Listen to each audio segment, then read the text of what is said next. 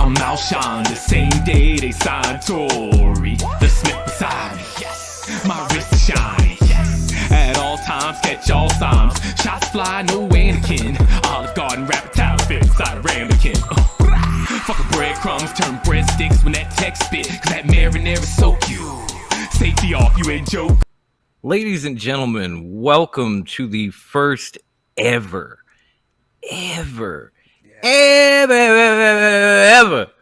Sports Syndicate Podcast. I am your host, the South Philly Sycho, the man that bleeds Kelly Green, Dom, and I am joined tonight by a brother from another mother, one of Chi-Town's finest, the tribal chief of podcasting. Yeah, I'm going to use that here too. Tribal chief. The heel dude himself, Devin. What's going on, my friend? Oh, what is going on, brother? This is my very first time doing something on a podcast outside of wrestling. So this is a new experience. Besides having my own channel on YouTube as well, but outside of that, this is a whole new level for me, I guess. So I'm I expanding thank you for his the invite, horizons. man. I feel honored now. My pleasure, man. Like, you know, in real life, we ain't talked for a minute, and we had mentioned doing something like this, and I haven't done something like this in a very long time. So it's going to be new for you. It's going to be rusty for me, but we're going to get through this. We're going to have a good time doing it. It's been a while since I've been in the podcast community. You know, I think we took about a month or so. So a little bit of a sabbatical. Yeah. Get these creative juices going. It might get these bills paid, get the juices flowing, you know. Right, man. So I might maybe one of these days, maybe one of these days it'll be a full-time job for us. But right now, never know. Right now, we're just on the grind trying to get to that point. So let the grind continue as we jump in. Let's jump in at Monday Night Football since we're just a day or so off of it at this point. We had the Green Bay Packers, who, man, did they get their lunch ate in week 1 against New Orleans, coming home to take on the Detroit Lions on Monday Night Football. And I don't know if all of you have seen it, and if you haven't, you need to check it out. If you can watch the Mannings talk about the game on ESPN2. Yes. Oh, it's beautiful. Talk about wrestling ties in football. In the fourth quarter, they brought on the man, the myth, SmackDown's number one announcer, Pat McAfee. He was on there for a while too. He was calling all the punts and giving all these funny stories about Peyton and everything. I was dying laughing. And at that point, the game had gotten ridiculous, so you needed some entertainment, and they provided it. But I'm getting ahead of myself. Like going into the half, Detroit had actually kicked a field goal and taken a 17-14 lead. They were outscored 21-0 in the second half, and so Green Bay rolled them. But it wasn't. They didn't exactly roll them. It was more of, okay, this is kind of close. Maybe the second half will be good. And no. I don't know if Aaron Rodgers just stopped playing or what. Like, I'm going to turn it to the tribal chief. What do you think? What do you think exactly happened to turn the tide in this game? I don't know, man. Maybe he just, because since week 1, he looked like he did not want to be out there. He was in another headspace. I was like, this is Aaron. This is Aaron right here. This is Aaron. You done messed up week 1, Aaron. I was like, holy shit! And then I got the Packers as my defense, and that got blew out, and I was like, yes. You know, in the fantasy league world, they played horrible.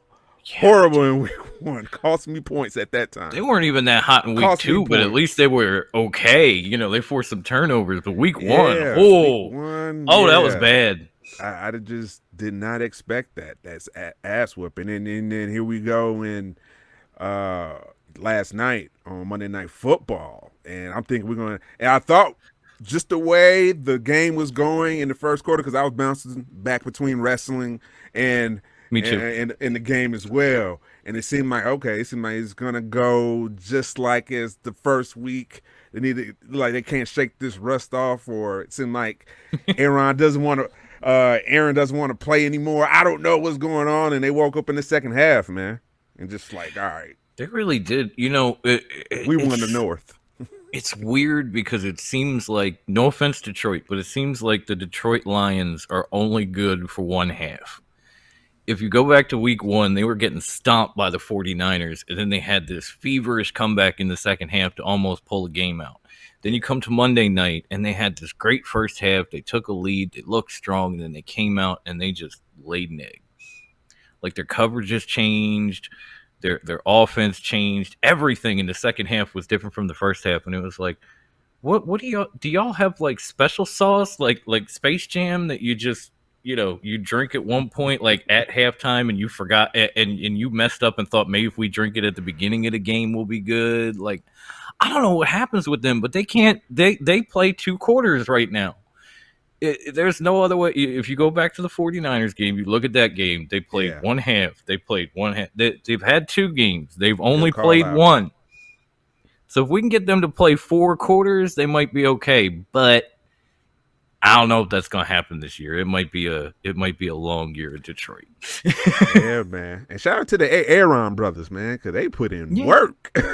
Oh, yeah. Aaron Jones and the 4 touchdowns. He had an Al Bundy game. He really did. He was wearing the same number, too. If you think back to Married with Children, Al Bundy, Polk High, he was number 33. Aaron Jones had an Al Bundy game. Oh, my God, man. 4 touchdowns. In the fantasy world, he put in work. It was impressive. Again, Aaron Rodgers was saying leading into this game, like, all right, it was one game. We'll get back. We'll get back to work. We'll focus. We'll get better. And they did. So maybe not all is lost in Green Bay, but things look bleak. Just bleak in Detroit. Yeah, I'm not trying to laugh. I'm sorry, y'all.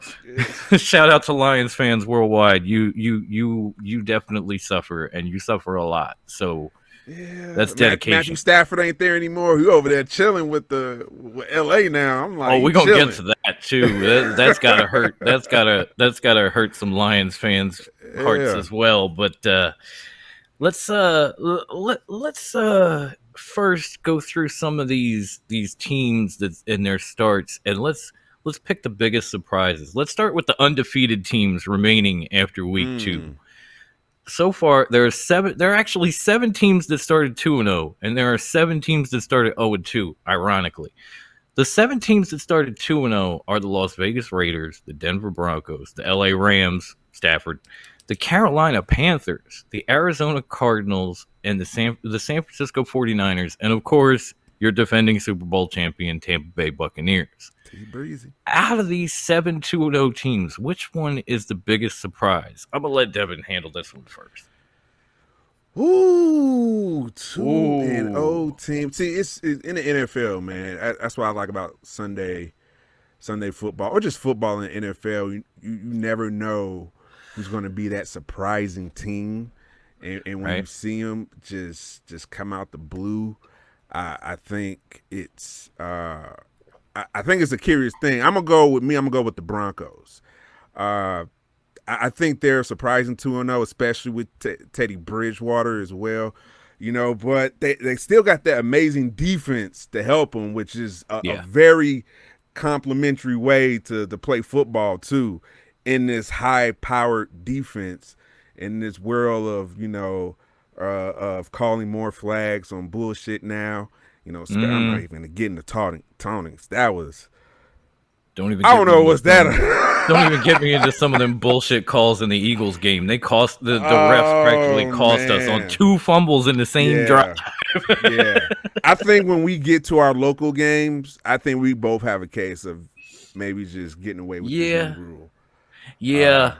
I think once we get there, it's gonna take me a minute because they're on Monday night. But once we get there, we're gonna have some things to talk about. Yeah, but I'm gonna say the Broncos for me is surprising, especially with Teddy Bridgewater being new to that offense, and having somewhat of a strong year with the Carolina Panthers last year, man.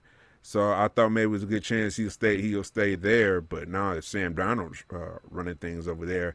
But another team that's 2-0 that's not surprising is T Breezy. I say that he's running the ship. He's the captain.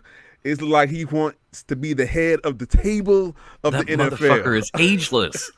I want whatever Tom Brady's doing. Like I am not ageless. I am aging like milk. So I need a little bit of what Tom has so I can get through this grind. But I do like Denver as a surprise pick. They do have a good defense. They lost Bradley Chubb for a good 6 to 8 weeks. He had to have some surgery, but overall they got a great defense. They've got a young offense. Like their receivers have been, this guy, he could be good if they ever get a quarterback. It's been a lot of them. Like Tim Patrick was one of them. Cortland Sutton was another. Even Jerry Jeudy, who's out right now, was another. And now all of a sudden these guys don't look half bad with a guy like Teddy Two Gloves under center. And so I'm definitely feeling the Broncos. That was in real life my mom's favorite team. And that one pains me to say a little bit because she was born and raised in Philly, but I guess somewhere along the line she fell in love with John Elway, and the Broncos just became her favorite team. And then when they got Peyton Manning, she was just, I'm all for it. Let's do this. So shout out to them. But I'm gonna go in a slightly different direction because a couple of these teams are surprising. The not surprising one is Tampa Bay, and even the Rams. Even the Rams are not surprising to me. Yeah. There are people out there saying Las Vegas is surprising, and I'm like, how? We all knew they had the potential to do this. Like David Carr and those receivers, that sort of thing. If they ever got a decent defense, they're going to be a playoff team. So, Carr was an MVP candidate a couple of years ago. You mean to tell me this is a surprise? Like, don't go there. My actual surprise team out of all of these is a team we brought up that Teddy just left, and that's the Carolina Panthers. Because their defense is okay, but it's young. You know what Christian McCaffrey can do, but when they A, traded Teddy Bridgewater, and then B, brought in Sam Darnold, I thought, oh shit. They're going after the number 1 pick already. You could see it. Like, you could just see it. I mean, Sam Darnold, y'all. What has he done? He's most famous for saying he saw ghosts against the New England Patriots. But to help him out, I'm going to throw him a bone. I'm going to throw Sam Darnold a bone. Go ahead. To me, that's a good pick for 2-0 for the Carolina Panthers. But I say he really did expose the New York Jets, like their offensive ways of just they got some things because Sam Darnold is actually a decent quarterback from what I've seen in the Carolina He looked Panthers. Good in this offense. I'll say that right now. Exactly, man. So maybe he put another. He was like, "Hey, it ain't me. You need to check out a little bit deeper." And maybe you need to go to New York. Because I don't see Zach Wilson doing any better than me. No. There's that. I know he's 2 games in, but there's that. I was about to throw him a bone myself because he has looked damn good in this offense. And I did kind of expect them to beat the Jets because they're obviously a young team. They're still putting things back together. A lot of draft picks, new coach. Yeah. And it was kind of cool to see like him and Robbie Anderson getting revenge on the Jets at the same time, hooking up for a touchdown. That was funny. But when they went and when they had to play New Orleans and you saw the Saints just whoop the Packers' ass, just eat their damn lunch, you thought, oh, well, this is 1-1. Yeah. And they come out and they ate the Saints lunch, man. They said, famous Jameis my ass. We're going to show you why he left Tampa. Because he'll have 5 touchdowns one week, come back and throw 2 interceptions the next. There we go, right? Everybody that was tripping that, Jameis has learned. I don't know. It don't look like he learned, but we're going to get into a little more of that later. But definitely my surprise pick at 2-0 has got to be the Carolina Panthers. I'm extremely impressed, especially because, I know McCaffrey has had his yards from scrimmage, but they've been kind of bottling him up and focusing on taking him out of the game. And Sam Darnold is beating a lot of these teams with his arm. Yeah. That's impressive as fuck. That's surprising as hell. Shout out to Moore. Yes, I got him on my fantasy league, and Christian McCaffrey too. He's my running back as well. And my league. Both eating good, so yeah. CMC CMC is a fantasy monster. Yes. All right, now let's go to the flip side of this coin and talk about these 7 winless teams, because we have the Jets that I just mentioned, the Colts, the Jags, the Vikings. We got the Lions, of course, the Giants, and the Falcons. Out of these 7 teams, which is the most surprising one to be winless at this point? I would say the Vikings, man. You know, come on, you got a pretty good running back. A damn good running back. You got a damn good offense. Damn good offense. Yeah, the dude that's running the QB, he's decent. He has the arm, but still, you still got a high power offense. You got Justin Jeffries, Adam. You got Thielen. Come on, bro. That's what I mean. Like, Kirk Cousins has had a damn good start to this season, and they're still winning. And I have to, looking at this list, I got to agree with you, because you know, the Giants. It seems like the only Giants are the Giants. The only thing that is like absolute certainty in this world is like death, taxes, and the Giants will start the season 0-2. It's been, I don't know how many years that they've started the season 0-2. I posted a meme today on Facebook that said famous Owens, you know, Owen Wilson, Terrell Owens, Owen Hart, 0-2 with a picture of the Giants, and it had Eli Manning at quarterback. When was the last time Eli Manning was at quarterback? That's how long they've started 0-2. So that one doesn't surprise me. The Falcons, not so much. The Lions, they can only play a half. That's not surprising. The Colts are maybe a close second, because I thought they had they played the Rams tough. If it weren't for Carson Wentz spraining both fucking ankles on the same play, they might have actually won that game. Yeah. He's actually playing pretty good, too. He's playing pretty good.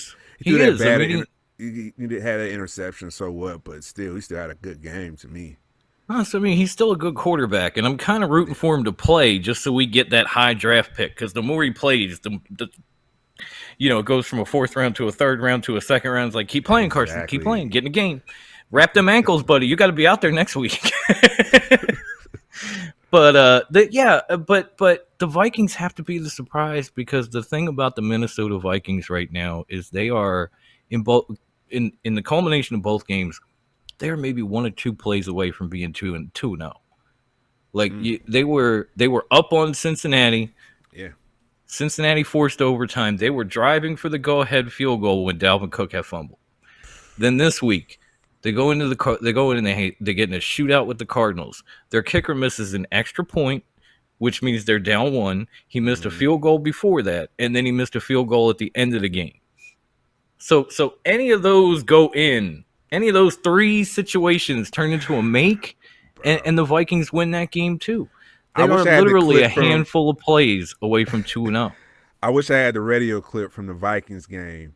From the play call for that attempted Gabe winner. That dude, oh my God, how do you fuck up on that call? Because he was like, oh my God, it's in there. It was like, no, it's wide left. It's like, no, was it one of them? Yeah, it was one of those. Oh man, I wish I knew that. I would have found it. It was one of those. It was one of those. I didn't even know. I mean, it's nothing against the It's nothing against the Cardinals. They're a very good team, and Kyler Murray is amazing. Even if he doesn't know who Baby Yoda is and never watched Star Wars, he's still amazing. But the Vikings should have won that game. They probably should have beat Cincinnati in week 1. They should be 2-0, but they are like literally this handful of plays away, and now they're 0-2. It's sad, but unfortunately in the NFL, it happens, man. Yeah, man. That's a good How point, many man. times? How many times, whether it's a close game or a blowout, do you get those post-game press conferences where the players and the coaches are all saying, we got to do better. Well, we got to do better. Well, we got to do better. And maybe they fucked up once, but we got to do better. This is why. We got to do better must be on like the podium when they come up to talk to the press. I think they got some things to fix on defense as well. You got to help out Kirk Cousins. Yeah, the running back had the fumble, but still, Kirk Cousins, he's been balling out. He is the top one of the top quarterbacks in the league right now for after the first 2 games. I think he's 4th in yards. 595 total yards. At the top is Derek Carr, almost 900 yards of offense, 817. I swear, man, that is a surprising stat. That is surprising. That kid is looking like Patrick Mahomes this year. He is just slinging it from whatever position, like 50 yards downfield. It's ridiculous. You got to love him for that. So now that we've talked about week 2, let's jump into to week 3, and let's preview some of these upcoming games. Starting with, of course, Thursday night, NFL Network and Fox. We're going to have the 2-0 surprising Carolina Panthers going into Houston to take on the Houston Texans, and unfortunately, Tyrod Taylor will not be starting for the Texans. I do love that man. I do happen to know his cousin. I was proud of him balling out there after after kind of being a place setter for a couple of years, because he went to Cleveland. Baker's backup. Then he goes to San Diego / LA, and here comes Justin Herbert. So it's sad to hear, but he's on injured reserve due to the hamstring injury that most of you probably saw when he was running that touchdown in and kind of came up a little short. At first I thought he was showboating. He was just going to stand there and wait for somebody, but then all of a sudden when he started to kind of walk in, it was like, oh, that ain't right. So you knew something was wrong. He stayed in the game for a while, and before the first half was even over, he had just come out and what's that man's name? Davis. The guy, the rookie they're putting in from Stanford instead. Davis Mills. There we go. Thank you. Davis Mills, the rookie from Stanford, is going to be starting in his place. And I think they brought up like Jake Driscoll from the practice squad. So the big story here is that we are not going to see Deshaun Watson. Even though I was going into this show, I was thinking, well, why would we? He's having legal issues. But the NFL has not disciplined him or finished their investigation. So he could be active, but he refuses to report. So it's not a situation where, they're keeping him out because he's having these problems in real life, or, he's got these allegations going on and investigations. It's just he don't want to be there, like Devin said. So we got Davis Mills starting against the Panthers. Let's just put it this way, Devin. Is there any chance you're picking the Texans in this one? No.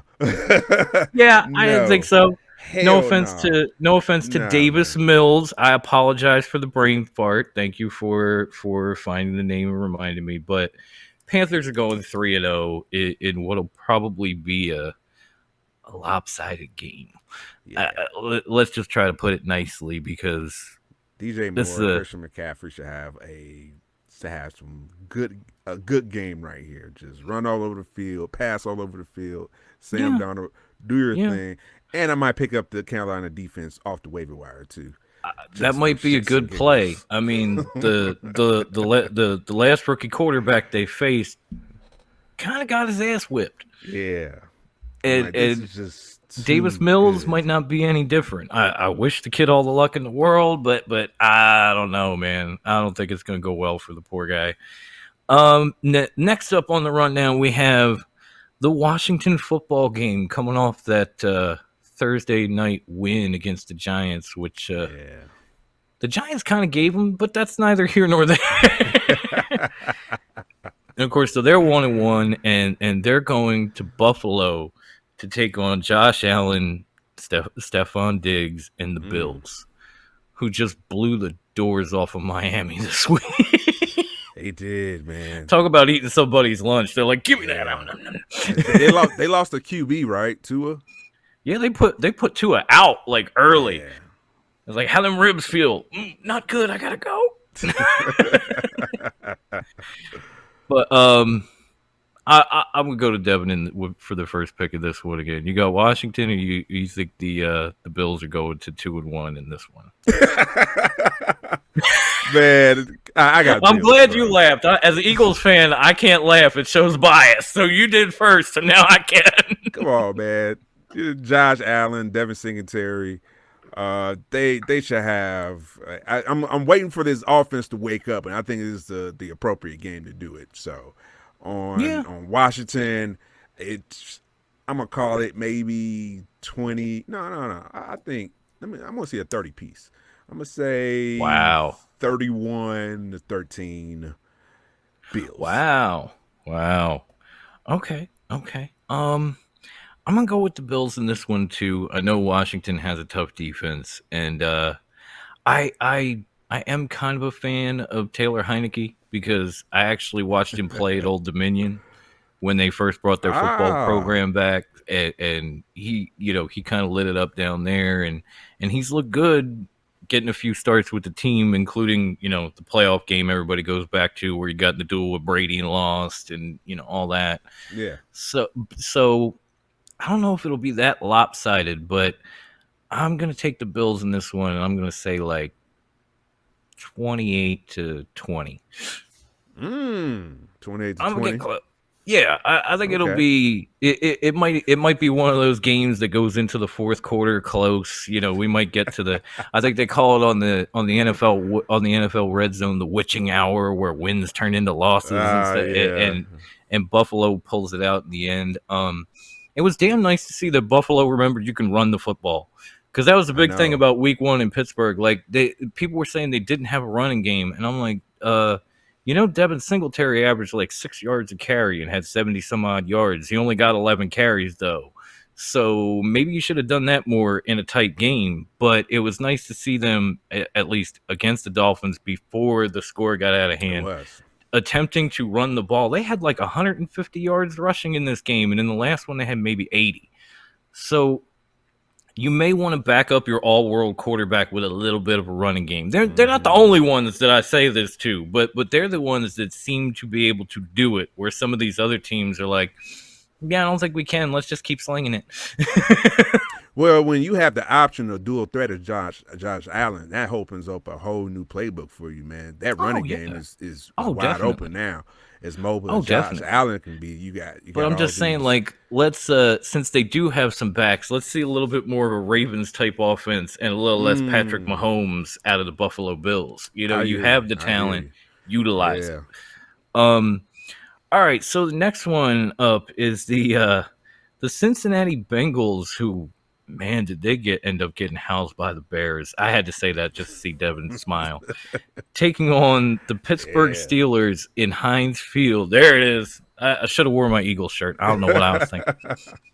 Taking on the Steelers at Heinz Field. Both teams are 1-1. Devin, who do you think becomes 2-1 by the end of this game? So we got Roethlisberger. We do have Roethlisberger a little nicked up. Roethlisberger is done, bro. He's got a pec injury, so you take that for what it is. He's done. I'm like, he can't move anymore. He is done. No. You know what I'm saying? He's only. What's crazy is T. Breeze is 4 years older than him, and he's playing like he's still in his 20s. Like I'm still in my prime, bro. Never left. Big Ben needs whatever Tom Brady is doing in his life. Exactly, man. Exactly, bro. So it's that's what I gotta say, man. So Steelers, but and no TJ Watt in this game either. Oh, he's out? It's official? For what I would say, it hasn't been made official because they don't have the official reports, but they're saying he hasn't practiced, and there's a chance that with this hamstring injury he's got going on, they could keep him out for at least 3 weeks, like Tyrod Taylor. Ooh, see now that affects my decision. I'm not gonna lie. I'm sorry, I forgot to drop that gem in, so I didn't want to make you pick and then be like, "Oh, do you want to keep it?" Because blah blah blah. I need full context, sir. I'll get better at this. I'm a little rusty, like I said. No, it's all good, man. It's all good. I'm not going with the Steelers then. No. And then from what I saw from Roethlisberger, the way he's just not moving anymore. From what I seen on Red Zone, they were showing me, I'm like, I can't rock with that. They got some changes to do. They got to build. They got to get they got to go with some changes at the QB. I said it is decided. Yeah, I bring that statement. Wow. Here. So you want him to go? You want him to go like what's his name, Josh Haskins or whatever, the old Washington quarterback that they brought in as the backup. Dwayne Haskins. Yeah, Dwayne Haskins. Damn it, you I'm know rusty. what? It's at least he can move. You know. That's true. That is true. I almost spit in mid swallow. Yeah. If you can move, you can stay alive for a few more seconds. See more, see if it's an open field, open man down the field. I mean, the Steelers' offense did work better when Ben was able to move around behind the line of scrimmage, extend some plays, that type of stuff. So maybe with Dwayne that could happen. But I don't know, man. I guess first we got to figure out if the pec injury is going to hold him out. It's on his non-throwing arm, so maybe that's a benefit to him. Continuing. With TJ Watt out, like I was saying, that gives Joe Burrow some time to throw. He got a nice arm, and from what I've seen, how even though he threw three interceptions against the Bears. Oh God, it was I know it was three straight. I think this bam, bam, bam. I remember bam, bam, bam. I was like, holy shit, bam, bam, bam. Like first one was a pick six, and then two more after that. I remember they put up a graphic saying that Joe Burrow hadn't thrown an interception in like 190 some passes. Yeah. And right after that, here's Roquan Smith picking him off and taking it to the house, and I was like, Fox, you just jinxed his ass. You threw a hex on the whole damn thing, and it opened the floodgates after that. Yeah, but even from those mental errors, he didn't really. I didn't see he was bothered by it. He just kept moving, and that's why I like a QB, man. Show me that mental toughness, and I think he can do it against the Pittsburgh Steelers. So I got in week 3, I got Bengals. It might grind it out 17-13. Cincinnati. I mean, it feels like every game with the Steelers is a grind to a point. Like Raiders pulled away late, but Steelers defense is still good. Even with the TJ Watt injury, they're still kind of talented. This is one of those teams I was talking about with the Bills. Like you're just out there slinging it, and you got a guy like Najee Harris who. I don't know if anybody saw the angry run where he just came around the sideline and underhooked somebody and literally just picked him up and threw him out of bounds to keep going. But this kid is talented, and they gave him 10 carries for 40 yards. Overall, I think they ran the ball in that game maybe 15 times. It's not in a tight game with a quarterback like Big Ben, where he is right now, where Devin is saying he's done, and I'm not that far off from you. Why are you slinging it on every damn down? Are you going to wait till Ben Roethlisberger becomes the new Jay Cutler? Like Cincinnati Bengals, Bengal Tigers, Detroit Tigers. I'm just going to sling it. Look, there's 3 guys around him, man. I don't care. I got the arm. I'll sling it. Like run the ball.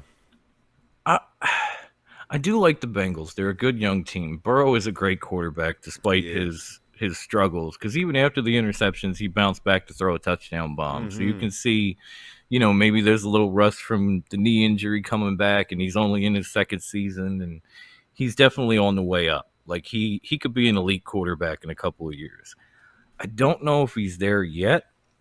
And I'm not sure he's going to be enough to beat the Steelers on Sunday. Ooh, I think the Steelers finally decide, like with Ben being hurt, Deontay Johnson might be out too. He had a wicked-looking injury that they said wasn't as severe upon testing at the end of the game. So he's still iffy whether he's going to play. So having Ben nicked up, missing some of your best weapons, I think this is the week that they decide to go back to Steeler football. Like just running the ball. Run the ball 30, 40 times, control the clock, you let your defense stay fresh, give the young QB some looks that might, have him seeing ghosts like Sam Darnold. and eke out like a very, I see it as like a low scoring win, something like 13-10. Something where Pittsburgh's defense does enough to keep them in the lead. So you're close like me, but you got Steelers over though. I'm leaning towards Pittsburgh. I think this game could go either way, but I'm leaning towards Pittsburgh. Okay. I'm not mad at it, bro. That's a good pick. I think this is the week they finally realize like Najee Harris is everything we drafted him for, and they just go with it. Because he was okay week 1. In week 2, he was showing some amazing flashes, like between the angry runs, all the touchdown catches, the receptions out of the backfield. He definitely showed a lot in that offense in that game against a Raider defense that has gotten a lot better. He needs to at least have 20 carries though, minimum. Right. He's got to at least get 15, 20 carries. Like 10 carries a game is not going to do. It's not going to do it. And that kid can handle 20 carries a game. So I think that's when they finally realize like it's time to lean on our running game a little bit more. And speaking of running games, the Baltimore Ravens, fresh off the last-minute victory against the Kansas City Chiefs. Man. Unfucking believable, by the way. That wanna was... go for it? You want to go for it? Goddamn right I want to go for it. Yeah, man.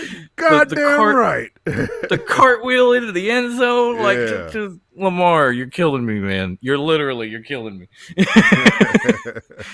But they will be fresh off this victory. They are headed to Detroit to play the Lions. Yeah. And I'm gonna say it right now: Ravens win this game. Until the Lions can show they play more than a half, I'm taking everybody they play. Yeah. Ravens are winning, and easily.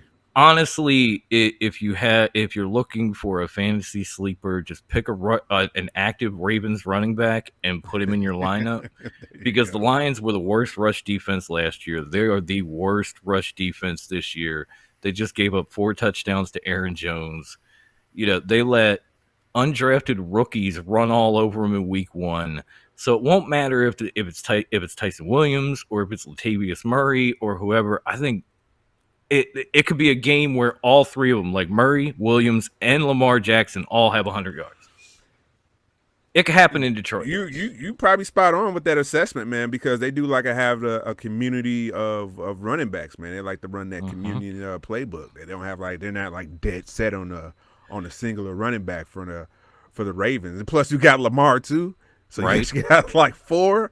And they just balled out against the Chiefs. All 3 of those guys had huge games against the Chiefs, and the Lamar Chiefs are better. Finally get that off his back now. Check that one off the list. I'm done. Let's move on. I got the playoff monkey off my back last year, and now I got Pat off my back. We're gonna move on to the next one. But the Ravens, I mean, all 3 of those guys had big games against Kansas City, and Kansas City, as bad as they might be defensively, are much better than the Lions. So if you've got a chance like waiver wire to pick up one of these Ravens running backs, try it. Because no matter which one it is, they may end up with 100 yards and a touchdown in Detroit. Yeah. I don't even think it'll be close. I really don't. I think it'll be 38. I think it'll be 38-10. Yeah, I was up there. I was saying 35 to 10, 35 to 10. Yeah, same here. I got 35. You got 38. We were close. We'll see. We were close. Tucker. But yeah. That's so it'll be one of those situations where maybe Detroit uses their timeouts and they're in field goal range, and they're like, "Oh, we're not going to go for it on 4th down. Get Justin Tucker in here," and it ends up being 38 instead of 35. That kind of thing. All right, mercy field goal. Just go ahead, kick it. But I want to go for it. No, it's not necessary. Oh man, yeah. And just to recap, we both don't have. Yeah, Lions. They suck. Yeah, we are not gonna. I don't know if there will be a game this year where we pick the Lions, unless maybe they're facing the Jaguars, and then that's a If tough they're call. facing the Jaguars, yeah, I yeah, might even still that, pick the yeah, Jag. yeah. I might, When is that game? Because Trevor might have figured it out by then, depending on what but week I it don't is. even know if they're playing this season, to be honest with you. But if they do, Oh yeah, I because might AFC. end up picking the Jags. You know, you yeah. got 17 games. You got AFC. I don't know if they're playing, but if they are, I'm gonna look I that would up probably right pick now the Jags. because I want to see. Since we're bringing Yeah, this so up. far we have agreed on Carolina, Buffalo, and Baltimore. And the only game we disagreed on to this point is Pittsburgh and Cincinnati. So if this is close, I might have to go back to see some of these scores for bonus points. It's like, So he was there closer is- on that one. Damn So it. there is no Lions, no Lions on the schedule. Oh, but speaking of Jaguars, they're next up on the rundown because they will be at home against the 2-0 Arizona Cardinals this Sunday afternoon, and that's gonna be an ugly game. Yeah, it's I'm not- gonna let it's not Devin go fair. first. I It's started not with the Ravens. fair. It It's kind of not isn't. fair. DeAndre Hopkins, Kyle Murray, really? Not to mention AJ Green. They got this kid. Yeah, they got Rondé- AJ Green now, They got- man. This kid Rondé Brown, the rookie, just running up and down the field. Yeah, Max Williams at tight end go over 100 yards against Minnesota. Good luck trying to tackle Kyle Murray, man. After showing me how nimble he is and just swift he is, he just spin out and he just bombed it. Holy shit! Right? Yeah, I man. mean, Yeah. Teddy is a mobile guy, and they had trouble with him a little bit, but Kyler Murray is a whole other level. He is a whole other level of mobile quarterback compared to Teddy Two Gloves. And this one's going to be ugly. And I know the Cardinals defense is a little inconsistent. Like Chandler Jones came out, had 5 sacks in the first game, didn't have a damn one in the second. Exactly. I was just about to say that. Good. But I still don't think the Jaguars stand a chance in this one. I would take the Cardinals, and I'd probably say maybe 30-14. Like just yeah, you tried. You know what? And I'm being nice because I like the Jags. They've got some, I think Trevor Lawrence has potential. They've got some nice receivers. They've got some defensive pieces. I'm a fan of the Khan family for other reasons. So of course, I'm trying to be nice just in case. You never know what might happen, and let Tony see this shit. And the next thing you know, I'm blackballed. Damn it! Chandler Jones, man, what he did in week 1 against Tennessee, and then he didn't show up at all. But I'm still stuck. He's still leading in sacks, though. Even though he didn't get any sacks, he didn't have to do anything, and he's still your league leader. Still leading in sacks. And he could probably still break the record with 17 games, too. Exactly. We still got a lot of football left. And you know what? He might get like two more sacks in this game against a rookie. Trevor Lawrence, he got a hell of an arm. That's why the Jaguars got him, because he got a fucking cannon on him. Yeah, so he can move a little bit too, but he can. He can. I keep calling him Sunshine because I've watched Remember the Titans too much, and dude looks exactly like Sunshine from Remember the Titans. I'm waiting for him to get into a fight with somebody in the locker room, kick his ass, and then kiss him. Yeah, I think you're being very generous giving. I am. 14 points. I want to get on the bad side of the Khan family. I'm just saying. Yeah. We both have a wrestling podcast. I don't want to get on the bad side of the Khan family in any way. I'm gonna go 31-6. Wow. Okay. 31-6 Arizona. Okay. I was being a little more generous. Okay. All right. So man, this next game, and again, we've got an AFC divisional matchup between the Colts and the Titans, and we still don't know if Carson Wentz is going to play in this game. If he doesn't, then it falls on the rookie Nick Eason, who filled in for him and threw an interception at the end of the game to really cost him. And the Titans looked more like themselves against Seattle. At least in that second half, they look more like themselves in Seattle. And the depending on who starts at quarterback, this could get kind of ugly. I don't even know how to call this one because we haven't gotten a ruling on Wentz. They're still saying that he is questionable. Yeah, you're right. So do we say let's put it this way, Devin? With Wentz, do you see the Colts winning? Ooh, because I think without him, they don't stand a chance. Well, that's true.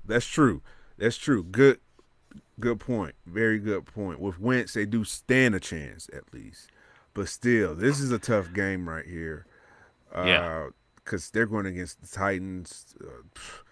And Tennessee was a lot like Green Bay. They came out and got the doors blown off them in week 1. They did. And then obviously the Cardinals defense didn't look so hot in week 2. Yeah. But then they go and beat a good team that looked strong. Some of that juice, and So it's like we don't know which team's going to show up. We don't know which quarterback's going to show up. Yeah, in Seattle. Seattle with a full crowd. That crowd was loud, bro. I was watching that game on Red Zone. Me too. Man. They had a couple of false starts on the Titan side because the QB was just trying to get the calls out, and the offensive lineman still moving. But still, it's impressive. You beat Seattle at Seattle. You know what I'm saying? That's saying something, man. Derrick Henry. And it's because they remembered they ain't got to sling it on every fucking play. That was the big problem with Arizona. They were slinging it every down because they got Julio Jones, and they figured we got these new shinies, let's use them. And then they went to Seattle, and what did they do? They gave Chris Henry 35 carries, and they won the game. What a shock! It's like they knew that would happen if they had done it because they had done it before. Only they forgot going into week 1. And Julio still looked good. He looked better against Seattle than he did against Arizona. The rest of Ryan Tannehill had a nice little game, probably a better game than he did against Arizona. And it all was based upon King Henry just toting that rock. Just give me another carry. I got this. Still plowing, still going. What's my name? Chucking. I got this.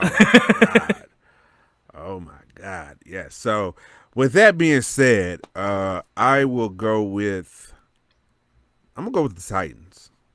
Okay. Go to the Titans. It's gonna be a close one, man. I got 21-17 Titans. Okay. 21-17. And is that now, is that with Wentz or is this Nick Eason? I'm sorry. That's with Wentz. That's with Wentz. That's right. That's the caveat right there that you put in, right? Because we don't know. Unfortunately, the official injury reports don't come out till later in the week, so we're not sure yet. But I'm gonna go with Titans in this one too. I think they finally remembered who they are. Ironically, I was just talking about remember the Titans, and then they did. Right. So I think we get a heaping dose of King Henry, and I would probably say the same. It'd be like maybe 24-20 with Wentz because they've been in both these games that they've lost, and Wentz has played well, but without him, it might end up being like 28-3. I'm not gonna lie. Yeah. I'll say, because I didn't even give a score without Wentz. So if without Wentz. You go for it, man. I was just about to ask. I was too busy writing. No. It's all good. Keeping tabs old school. I'm going to still stick with 21. No. I'll say 24. 24-7. Wow. 7. Okay. They got a decent running game. That's why. Yeah, I mean, they still got Jonathan Taylor and Yeah. Hines out of the backfield is That definitely sounds like explosive, 7. and I had forgot altogether they had Marlon Mack because a couple of years ago he was one of the best backs in the league, and then he got hurt and he just kind of poofed like Thanos, and all of a sudden there he was on red zone getting carries again. And I was like, wow, I remember you. So they kind of have that. If they wanted, they could pull that. Well, not with Nick Eason, but they could pull that Ravens type offense where they just keep bringing different backs in and running different run plays and trying to control the clock. But I still think Tennessee's going to win. Like it's just, yeah, it's hard to see Indianapolis winning without Carson Wentz. Maybe even with, like, it'd be a close game, but I don't know if they got enough. I just don't. And that was another thing I wanted to touch on. I think they need help at receiving, man. They do. Like T.Y. Hilton's on the PUP list, and the guys they have between like Michael Pittman Jr. and Pascal, they played well. But that's another thing, being shorthanded in the receiving core, and now you might not have your quarterback, and it gets to the point where it's like, okay, we know you're going to run. We can probably stop you because we know your quarterback ain't Lamar Jackson, so we ain't got to worry about him. Like Nick Eason is not going to remind you of Lamar Jackson at any point. Neither is Carson Wentz, not anymore. Maybe early days with the Eagles, that MVP season he was having before he got hurt, and we won a Super Bowl without him. Maybe then, but not now. Speaking of winning a Super Bowl without him, the reports are that, at least the rumored reports, because I looked into this a little bit. Okay. The Bears are actually trying to move Nick Foles, and the two teams that they have reached out to are the Houston Texans for obvious reasons. Yeah. And the Indianapolis Colts. Now, I don't know if I buy the Houston Texans so much because that was brought up back in the summer when the Deshaun rumors were running around. Like, we'll give you Nick Foles and 6 draft picks and you give us Deshaun Watson. Now they have Justin Fields. I think that takes them out of the running. And don't even get me started on Deshaun's shit going on right now. But now they have Justin Fields in the room. I don't think this is when you go after Deshaun Watson. But if they were willing to, part with him and send him off to the Colts, probably get a couple of picks back. Now you're looking at a guy who maybe a conditional pick. I could see a conditional pick. Yeah, you could probably get something for Foles, especially because they got Frank Reich sitting there, and the last time these two were together, they won a fucking Super Bowl. I just feel like Carson Wentz would have PTSD flashbacks if they traded for him. Like, oh no, it's happening again. Hold me. I'm not in the right headspace. Honey, give me my meds. No. Oh man. Like he's just in the fetal position with his ankles wrapped, just crying. Just, why, Nick? Oh man, that would be a hilarious story for the NFL. I don't want to see it happen. I'm just saying it would make complete sense for them to trade him to the Colts. Yeah, because you have a rookie behind Carson. He's not a third-string quarterback. He's still a decent quarterback, but he's not a third-string quarterback. But I get it why he is third-string on our roster. On yours, yes. But when you look at the Colts and they're down to Nick Eason, and I don't even know who they have behind him, he would be the perfect fit for them. The other thing that, I don't know, kind of, it's not shocking, but it on the shock meter, it kind of goes, it trips it. It doesn't just send it off, but it just meh. You got the Texans without a quarterback now, and they're going with a rookie. You got the Colts who are possibly without a quarterback now, and they're going with a rookie. And then you got Cam Newton on the streets like, what about me? Yeah, man. I mean, are you surprised that nobody's actually tried to reach out to Cam, or is this just like, nah, he had his moment? I'm shocked because he's still a decent quarterback. He still got legs. His accuracy fell off.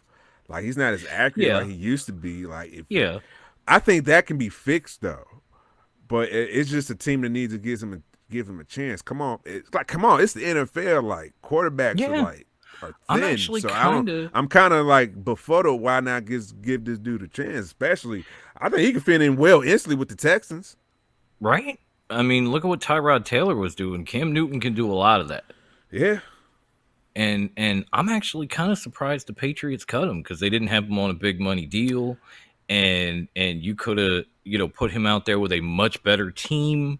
I'm not that surprised though, man, because Belichick, he's not gonna like keep you just to keep you. He's gonna cut you for a reason. I know that I believe he cut Cam Newton because I think he can find another team, not have him back up here. And then in the Patriots playbook too, we all heard it. It's complex as hell. It's not like the easiest thing to assimilate. No.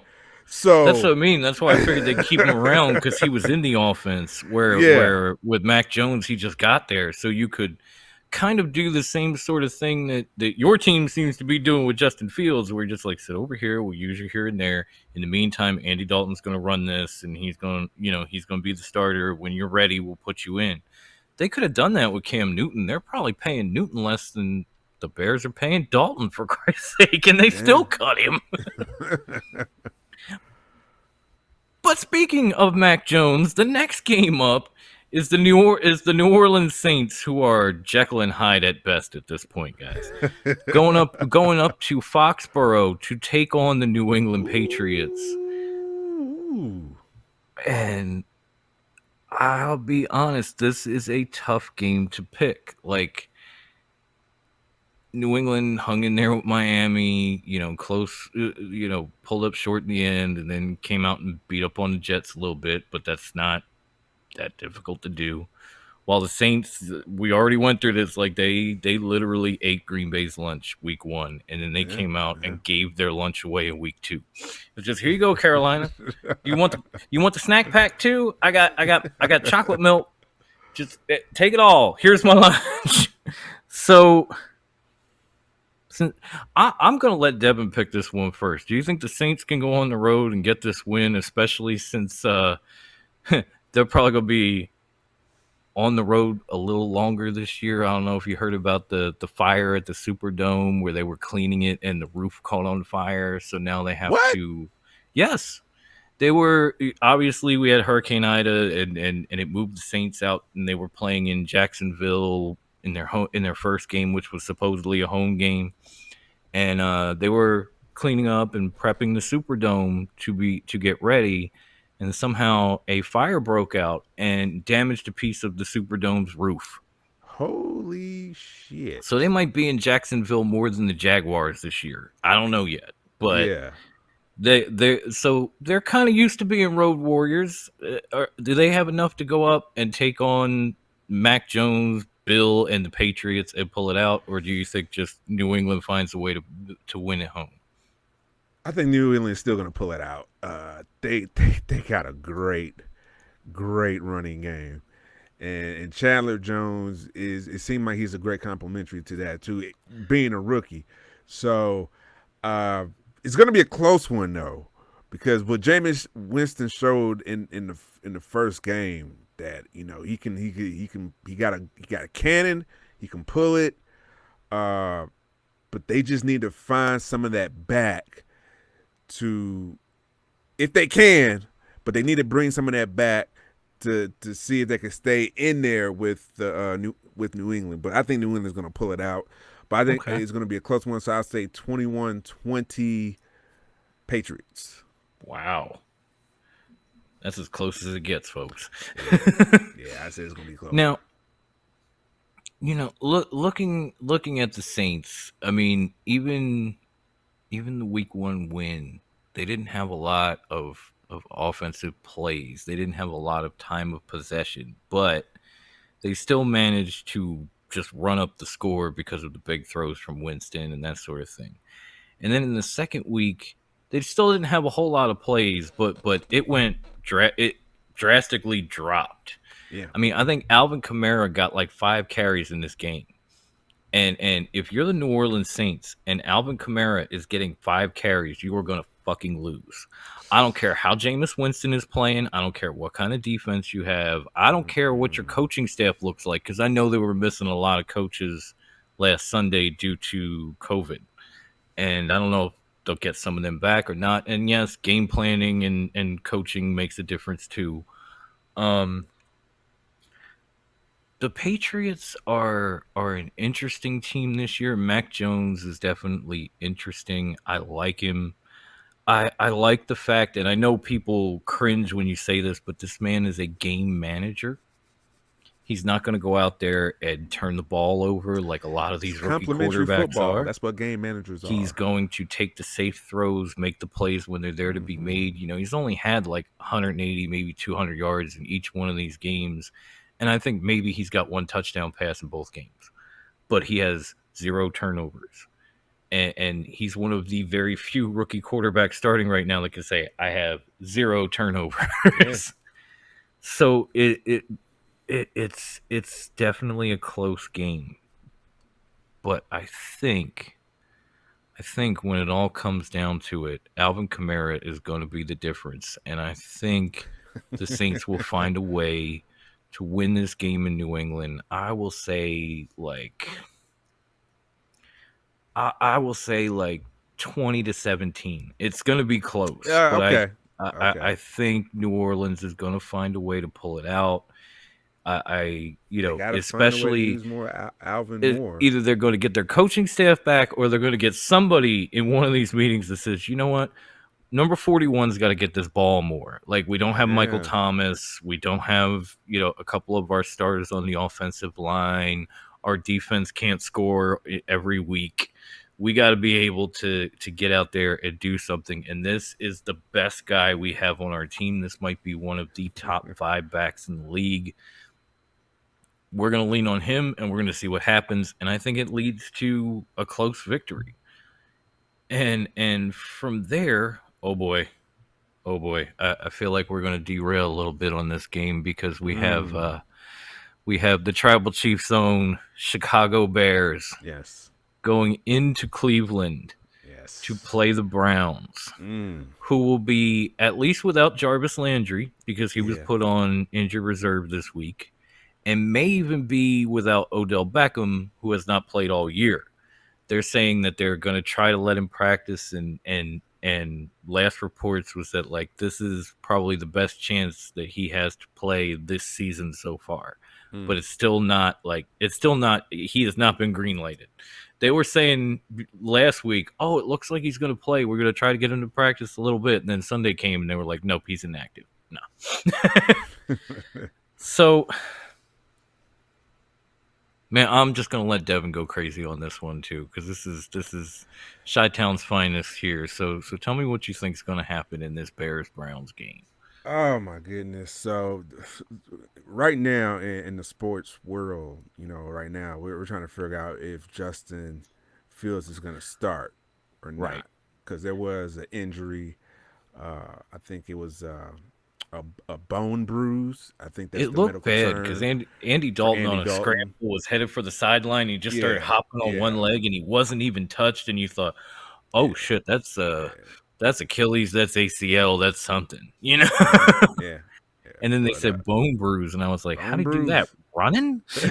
Right, from running, like you bruised a bone running? Like some type of bone contusion, man. So I don't know. So from running. I know. He's like, hey, I'm Justin Fields too. I can run like him. Watch. That's what I was saying. If you're Matt Nagy, you got to be thinking, well, if you're going to get yourself hurt running, we got a guy that can run. We don't need you. Yeah. I think so. That's what we're trying to figure out right now, because if Andy Dalton's going to go play, let me ask you this: Fields, does he play? Yeah, let me ask you this, because I have not been able to talk to a Bears fan about this yet. Who would you want starting this game? Do you want the veteran in Dalton, or do you want to see what Justin Fields can do? Because he didn't look the best in that game, but it was also, we're throwing you in because Andy's hurt. It's not like he got the reps, or he was, the game plan revolved around him. It was set up for Andy, and then he had to come in. See, here's the thing, man. At first I was all pro for Justin Fields to start. Right. And I think I felt this way before, preseason, right before the regular season started, and then after week 1, I might have was a little hesitant, but now I feel I'm on the opposite side of the fence of feeling like, you know what, I'm cool with rocking with the red rifle, because what I've seen against the Bengals, against the Bengals defense, he still looked pretty damn good in that short series of plays. Before he got hurt, yes. Yeah. He looked damn good. Yep. And from what I've seen from Justin, he still, even though he is athletically, physically the better quarterback, but I think he still needs to hone down some things like of holding the ball. He held that ball way too long. But I think it's just natural as coming from college, because you're throwing those long, deep passes, waiting for the plays to develop. So naturally in college, in the Big Ten, you're going to hold on to the ball longer. With Andy, he's already, 3-4 seconds. Especially at the Ohio State University. It's ground game, bomb. Throwing bombs out there. And if the bomb ain't open, you run. Yeah. And that's what you were seeing Justin Fields reverting back to when he got into that game. It was a lot of, maybe my check down's open, but I'm not even looking at that because I'm looking downfield. And when that dude is not there, I'm going to run. Because he was not in very much. And he ran 10 times in that game. Yeah. And most of it was not due to Bengals pressure. It was just him looking around and thinking, shit, I can't hit that. And then, seeing the deep guy open and then just, I'm out. But I think I'm just patient with the quarterback process, because come on, man, this is Chicago Bears talking about. We haven't had a quarterback since, let's be real, since Sid Luckman. You know what I'm saying? All right, Jim. All right, now. No. One of my dad's favorites, Jim McMahon, did win y'all a Super Bowl. Yeah, he was damn good. He just got hurt all the time. So my dad would argue that, and then I've seen the highlights too, because even though I think maybe I was born for 85. No, I was born in 85, but was I born yet for the 85 Bears? I'm gonna say no. I barely called it. Yeah, but barely. I remember seeing highlights. I remember hearing the stories, barbershop talk and whatnot. From what I can see and hear the information, it seemed like Jim McMahon was a decent quarterback who the offense was heavily on the running back, which we did see with the sweetness.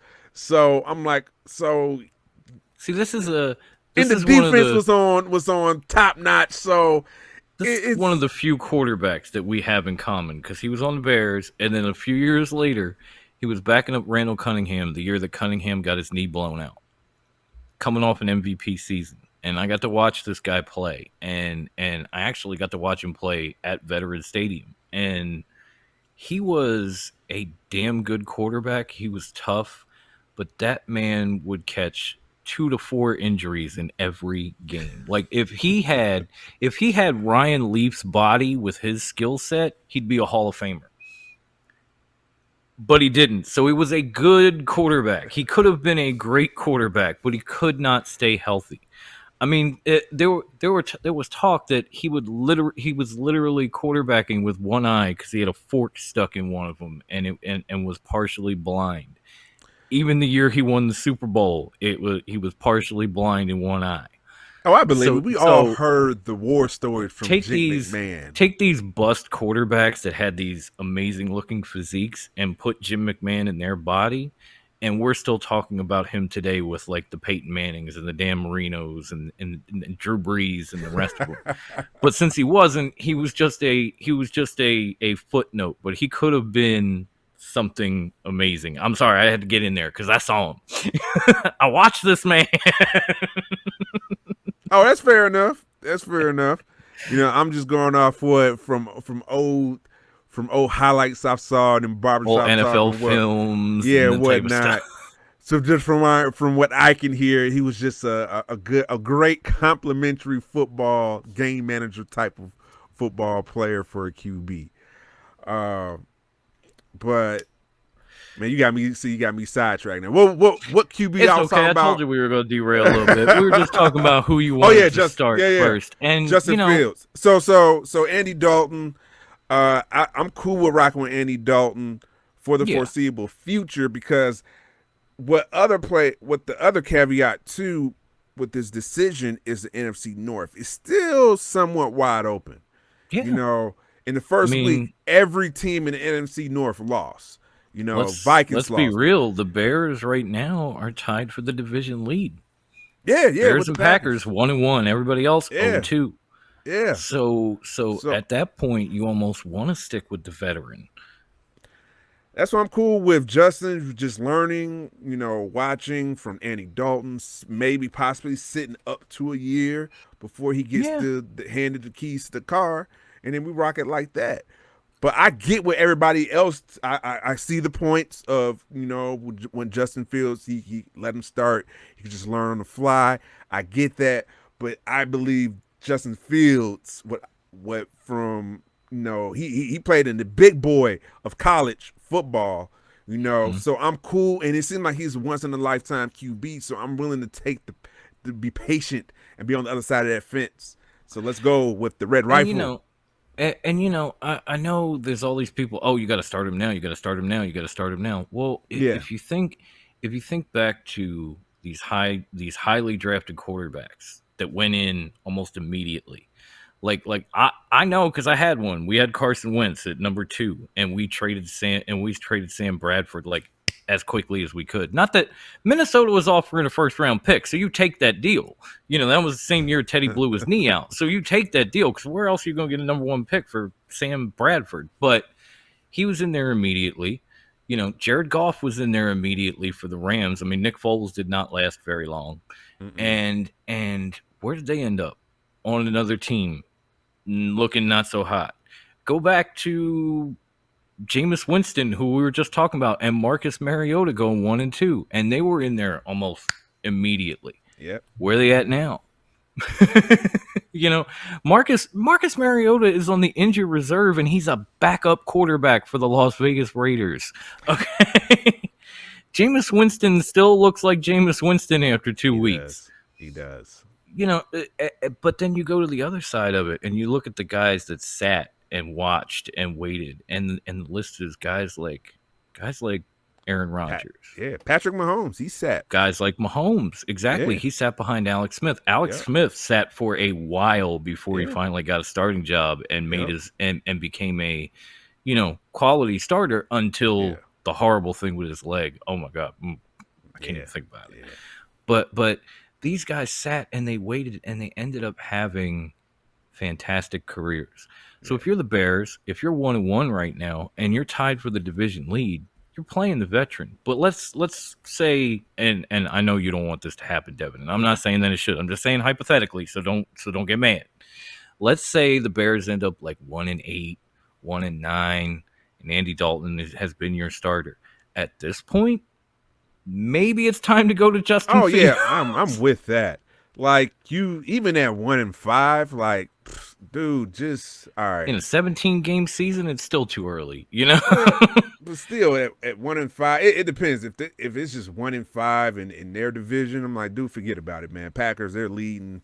Just build for the futures. Let's see what Justin can do. But I'm just saying, I'm willing to be patient, and I see the points of everybody that. Oh, me too. Yeah. But I'm just saying, I think you just proved it too. There's no set way of building a quarterback. No. They can start. They can have a great start on their rookie year, or they can sit, wait. I mean, do I need for a year and start that? Do I need to break out the old cliche of, like, you know, Brady was a 7th round draft pick and he sat there waiting behind Drew Bledsoe and nobody thought, and look at him now, you know. But it's true. There are so many different ways to build a quarterback, and it seems like the put this guy in now thing backfires more than it actually works. Yeah. where the quarterbacks that you sit down, you let them watch, you let them learn, you let them get the offense, get the verbiage, do whatever they got to do. When they come in, they seem more prepared and have more success. Look at Patrick Mahomes. Anybody better than this guy right now? Probably not. Maybe Brady. Maybe. But that's a short list, and he sat and he waited, and now look at him. So it just seems like that's the more successful recipe. Just sit down, wait, learn, watch, get in the film room, get with the coordinators, talk to the starter. And it does help when you have a good quarterback in front of you, whether it's Brett Favre or Alex Smith or whoever. That doesn't hurt either. But I guess let's get to the picks for the game, and I'm gonna go back to Devin again because this is his hometown team. So, are you taking the Bears in this one, or are you going with Baker and the Browns? I'm gonna go with the Bears, obviously. But not only because I'm a Bears fan, but I believe in the Bears defense. That defense woke up. They looked good last week. Yeah. They didn't look so good against the Rams, but they looked good last week. They shake off that week one rust. Week two, they woke the hell up. They got some turnovers. They got a pick six. Roquan Smith, that dude, you know what I'm saying? I think he got put on notice by the NFL and the league. He's for real. He's legit. So I Definitely. think I think they'll be able to get at least a pick off of Baker Mayfield. Baker Mayfield, he's good for a good pick or two. Yeah. He's mobile, so they got to watch him too. He can get outside the pocket. So hopefully Mack, that line from what I saw in that line from week 2 was great, but just replicate that, we're good. So final score 24-21 Bears. Okay. Yeah. This one is tough. It's like I watched the Browns go to Arrowhead and damn near give a game away where they could have beat Kansas City. And I thought, man, this team, like, even coming out with the loss, it was like, this team is for real. And then I watched the first half of that Texans-Browns game on Red Zone, because it's an amazing channel. If they want to sponsor us, please feel free. Yeah, I know it's the pilot, and we're already looking for sponsors, but holler at me. And honestly, I think if Tyrod Taylor had stayed in that game, they'd have lost that game. They were having trouble. They were having trouble with the passing game. The run game was going all right, but Tyrod Taylor was abusing that defense, which is supposed to be very good. They went and got Jadeveon Clowney. Sorry about that. To complement Myles Garrett and create a pass rush, and I'm still waiting to see it work. They had these pieces all over that, good linebackers, young safeties, whatever, and they get run on pretty well too. Like Kansas City's not even that great of a rushing team, and they're one of those teams that they just sling it. And when you have Mahomes, you don't blame them, especially with the crew around him. But they were getting run on by them. They were getting run on by the Texans and their four-headed backfield, whatever that is, of guys you didn't know where they were 2 years ago, and it's like, oh, you're in Houston now. Okay, that's where Mark Ingram went. That's where David Johnson is. Right. He was there last year. Oh shit, Philip Lindsay got there. When did that happen? Dude. So it's just with the Bears defense being what it is, with Landry being out, Beckham might be out. The Bears aren't giving up a lot on the ground. They did, Stafford kind of cut them up a little bit in week 1, but they didn't give up a lot of yards rushing. And then, no, not at all. Cincinnati, they were. But they got Chubb though, man. Chubb is. They got Nick Chubb and Kareem Hunt. Chubb is legit, bro. Those two might be the best backfield in the NFL. Like you got Nick Chubb, who is tremendous and one of the league leaders in rushing, pretty much every year. as long as he's healthy. And then you got Kareem Hunt, who was the rushing champion in Kansas City, and now he's your backup. So they have one of the best backfields in the game, and it might come down to whether or not the Bears can stop them, because I don't think they're going to have trouble containing Baker Mayfield and forcing him into some turnovers.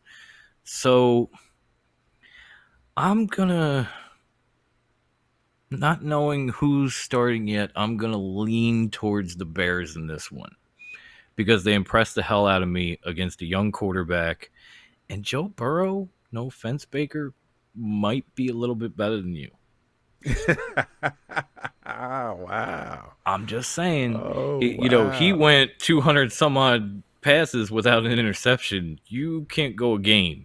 So he might be just a little bit better than you, and the Bears kind of you know, put the clamps on him, and he had his entire receiving core. You didn't. So I'm going to take the Bears. I'm going to take them in a low-scoring game. I'm going to say 17-13. 17-13. Ooh, all right. It just depends. You know, there's a lot right now with who's going to start and can the Bears handle that running game. Because that almost cost Kansas City their ass in Arrowhead week 1, and it definitely helped them beat up the Texans after Tyrod Taylor went out. So if the Bears can shut that down and get enough, you know, offense out of whoever is under center, they got a great chance. See what Akeem Nicks can do, man, with Mack. For real. They showed up. They showed up, you know, in week 2. No, they definitely showed up. Yeah. It was nice to see Khalil Mack being Khalil Mack again. Hell yeah. Because I was screaming during Sunday Night Football. I was like, where is Khalil Mack? Because they kept putting the graphics up of like Aaron Donald and Khalil Mack and where they are the last few years as far as sacks and pressures. One hurried. Maybe. Maybe that's it. Maybe. But you know what? You know what else we have a great chance of? We have a great chance of one of these two teams in our next game picking up their first win. We have the Atlanta Falcons going into New York to take on the Giants. Both teams 0-2. So somebody's got to win this, unless it's a tie. Yeah. Unless somebody's got to not lose this game. Can we go that far? Because there could be a tie. So somebody's got to not lose, and these teams are like, I guess I'll start with this one. I don't have a whole lot of faith in the Falcons. I definitely don't have a whole lot of faith in their defense. I know they said they reworked it and they revamped it, but you gave up 32 points to my team in week 1 in your building, and then you ended up going to Tampa and your defense got trashed. Ooh. I'm not saying the offense helped you very much, but you were in that game for a while, and then all of a sudden Tom Brady just hit that switch. And there was nothing the defense could do. And that's fine. That happens. But when Jalen Hurts can hit that switch and take a 7-6 game and turn it into a 32-6 game, you have a problem. Not that he's not good, but he's not Tom Brady. Okay? So with that being said, and with the fact that the Giants probably should have won the Thursday night game, they cost themselves that game with penalties. I don't care if you want to say the offsides on the field goal, the holding call on the Daniel Jones touchdown, the drop touchdown pass, whatever. They cost themselves that game, but they look good doing it, whereas I have yet to see the Falcons look good. So I'm going to take the Giants in this one, and I don't even think it'll be close. I think it's going to be something like 35-10. Damn. Yeah, it's going to be bad. Like, you know, the Falcons are struggling when they're bringing in wide receivers this week and trying them out. Like, they had John Brown, who was with the Cardinals and the Bills last year and everything. He's in there working out. Like, they're trying to find something, but what you need to be doing is bringing in defensive guys off the street. They need help, you know, getting to the quarterback. They They need help in a lot of places. They have a few bright spots. If like if Cordero Patterson is out there for you fantasy guys and you need somebody on the waiver wire, pick him up because he's been productive. In most leagues, you can use him as either a wide receiver or a running back. So it gives you a little bit to play with. Yeah, man. But the Falcons overall, They're just that is a little bit of a sleeper, but the Falcons overall are just not a good team. No, And I I'd think love I'm to with tell you you with they're that. a good team because my Eagles beat the shit out of them, so that makes us a very good team. But they're not that good, and we might not be that good. But we're gonna get to that. I think In the I'm meantime, I'm with you on that. With the Giants, it's like somebody got to win. I'm going with the Giants. If it comes down between these two teams, with Atlanta, with the Giants, and I'm gotta go with the clear favorite for me, which is Daniel Jones. You still got Saquon Barkley. oh yeah, But he's Saquads, my Penn State homie. We are. yeah. So this is the game he'll probably wake the hell up, get some yardage. I can see it on this shredded whatever defense they have left for Atlanta Falcons. But yeah, I would at least go with. I think they could at least put at least 20 points on with Matt Ryan. I give him. he's still a decent QB. So on the offensive side scoring, I'll stick with your scoring though. It's 35, but 20 though. 35. Okay, 20. so you're saying 35-20. Okay. Yeah. Okay. Yeah, I mean, Matt managed to put up like 25 points against the Patriots, but at the same time he had 6 against the Eagles defense. Not the Patriots, the Bucks. Tom Brady on the brain, and it just went back there. My bad. I'm still adjusting. I'm rusty. I told y'all. So we go from the somebody's got to not lose game to definitely an interesting game with what we thought would be two solid teams in the AFC, and that's the Miami Dolphins going into Las Vegas to take on the 2-0 Raiders. And we're not even sure if Tua is going to play in this game. We know he bruised his ribs. Yep. There's no further damage. If he plays, he's going to play in a flak jacket, but we got to let the week play out. And if he doesn't, then we're getting Jacoby Brissett again in Las Vegas. It's very hard. Well, no, I went first last time. I'm sorry, Devin. Who do you think's going to win this game? My bad, homie. My bad. So I gotta go with the favorite, and there's a favorite in this lineup between these two teams. It's the Las Vegas Raiders. They are for real. They're 2-0. They're 2-0 for a goddamn reason. You got the top quarterback in the league right now who's leading in total yards, Derek Carr, with that hell of a offensive, receivers they have and running backs as well. Darren Waller is a beast. My God, that dude. I wish I drafted him for a tight end, man, because he's having his way. He has to lead the league in targets. I know that Monday night game. Yeah, he targeted Waller like 20 times. He did. It was like 20 times, 18 to 20 times. I remember it was something like that. It was crazy, and it wasn't much better against the Steelers. But there's a reason for that because the man is a beast. Shout out to my boy Fees, man. He actually drafted him. Waller. That's a smart Messiah right there. That's a smart man. Yeah, but there's no question. I'm going with the Las Vegas Raiders. Okay, yeah, it is decided. Okay, yeah, it's kind of hard for me to pick against the Raiders right now. Even with Tua, it would be a closer game, and I know Miami's got a great defense, and I'm not knocking them, but the Raiders have been absolutely on fire to start the season.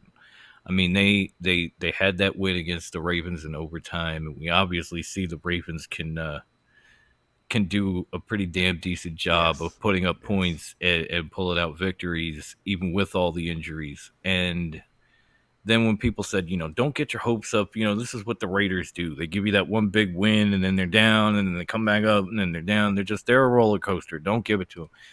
Then they went to Pittsburgh and won, and they won convincingly.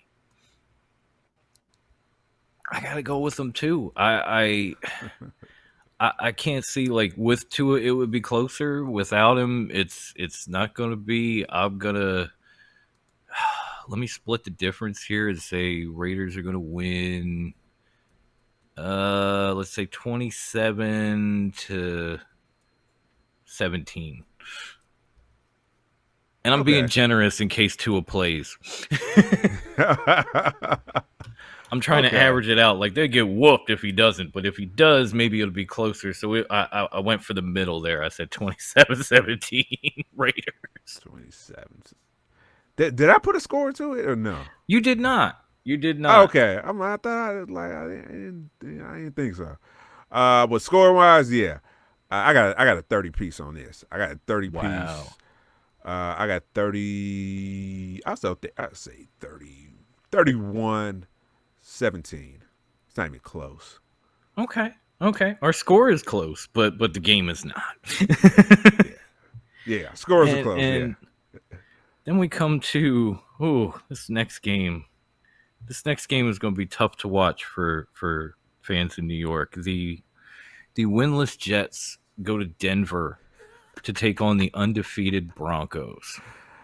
And I'm just going to say it. There's no point in dragging it out after seeing Wilson the first couple weeks. He's the league leader in interceptions, and it's not even close. And it's not going to get any better against the Broncos. I see them just beating the Jets down. Like they're definitely going to get a 30 piece. I'm going to say 35-9, and the Broncos win. Just all field goals, huh? They ain't getting no. Nah, they'll be lucky to get them field goals with the way Zach Wilson's turning his ball over, man. Man! And even when he got him in field goal range, I think their kicker missed a couple of times. Yeah. And that Broncos defense is legit.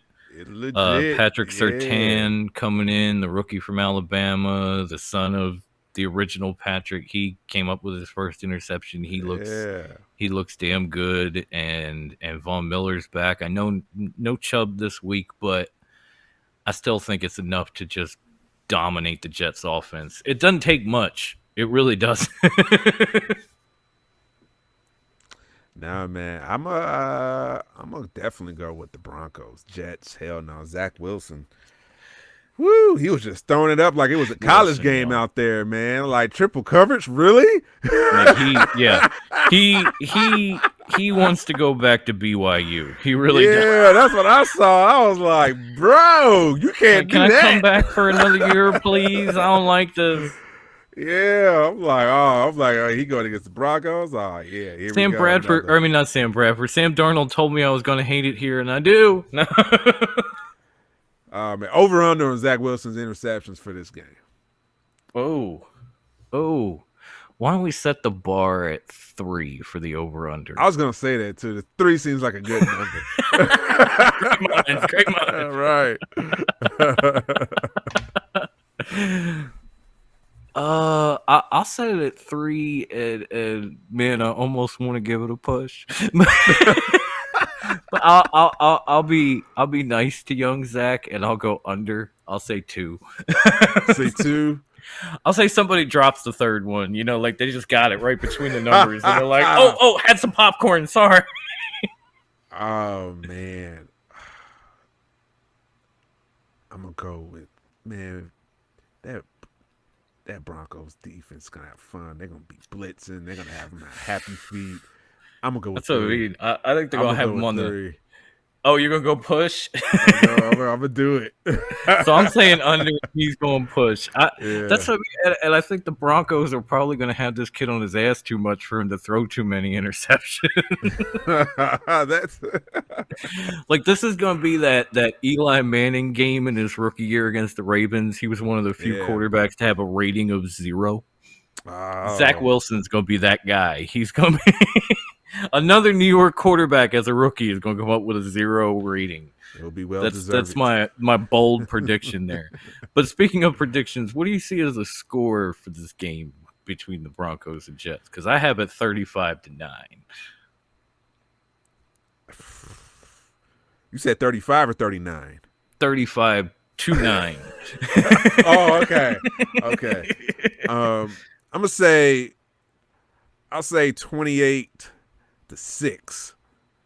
Okay. He's giving that Jets defense a little more credit.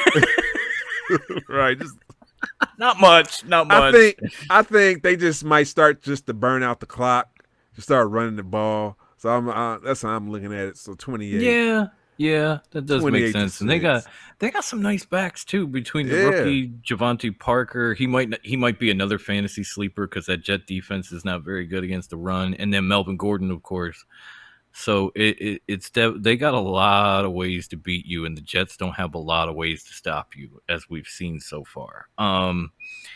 So a much better game to follow this one up. Maybe the game of the week we have the 2-0 defending Super Bowl champion Tampa Bay Buccaneers going to SoFi Stadium to take on Matthew Stafford and the Los Angeles Rams.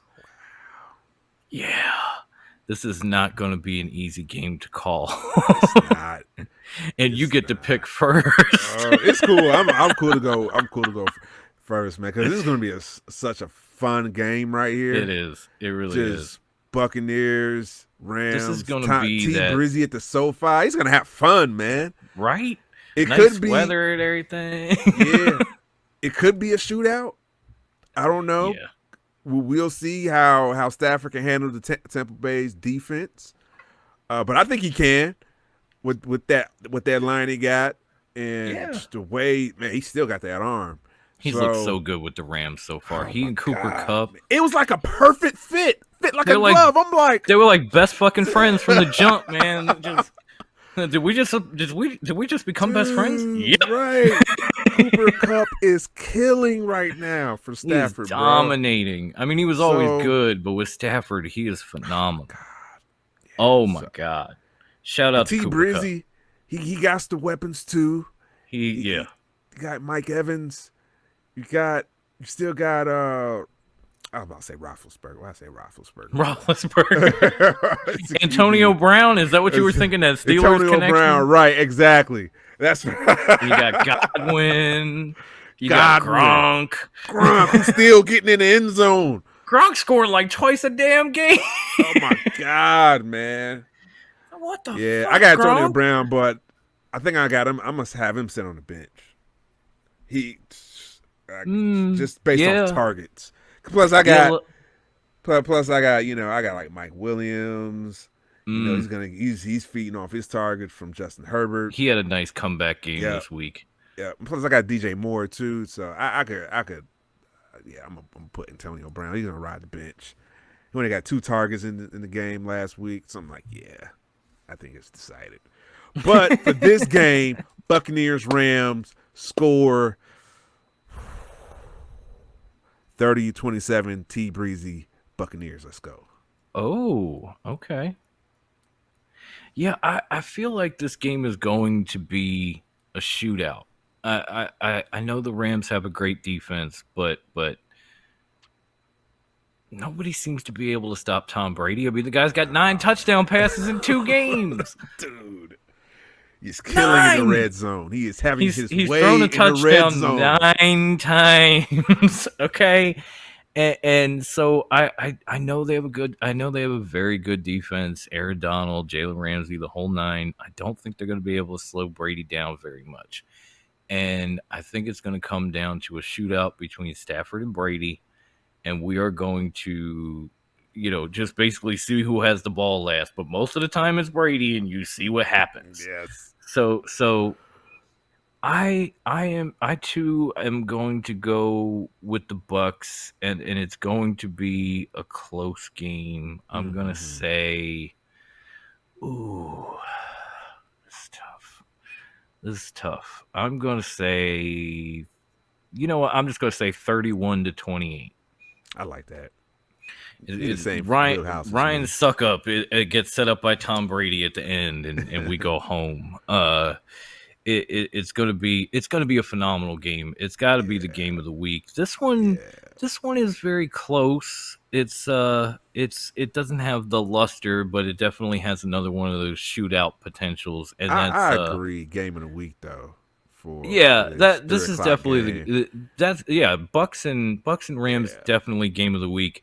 This one, it could be as good of a shootout, if not better, and it's the Los Angeles Chargers going to Arrowhead to take on the Kansas City Chiefs.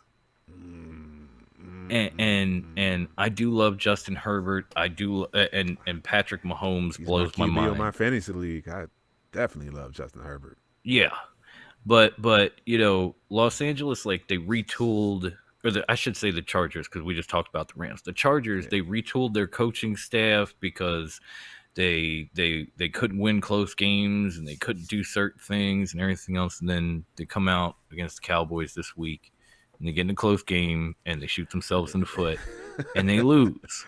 Yeah. So, watching that, I had like flashbacks to Dennis Green with the Cardinals, where he's sitting there. I think it was against the Bears, and he said, and he started with they are who we thought they were. Yeah. Yep, that was him. And that's how I feel about the Los Angeles Chargers right now. You made all these moves, and you brought in some talent on both sides of the ball, and you got healthy, because you were going to get away from this routine of losing close games and shooting yourself in the foot and turning it over in key situations, and then you just keep doing it the following season. I know the Chiefs' defense isn't very good, so I think it will be a shootout, but I think in the end, Kansas City's probably going to win this game 28-20. That's a very good assessment.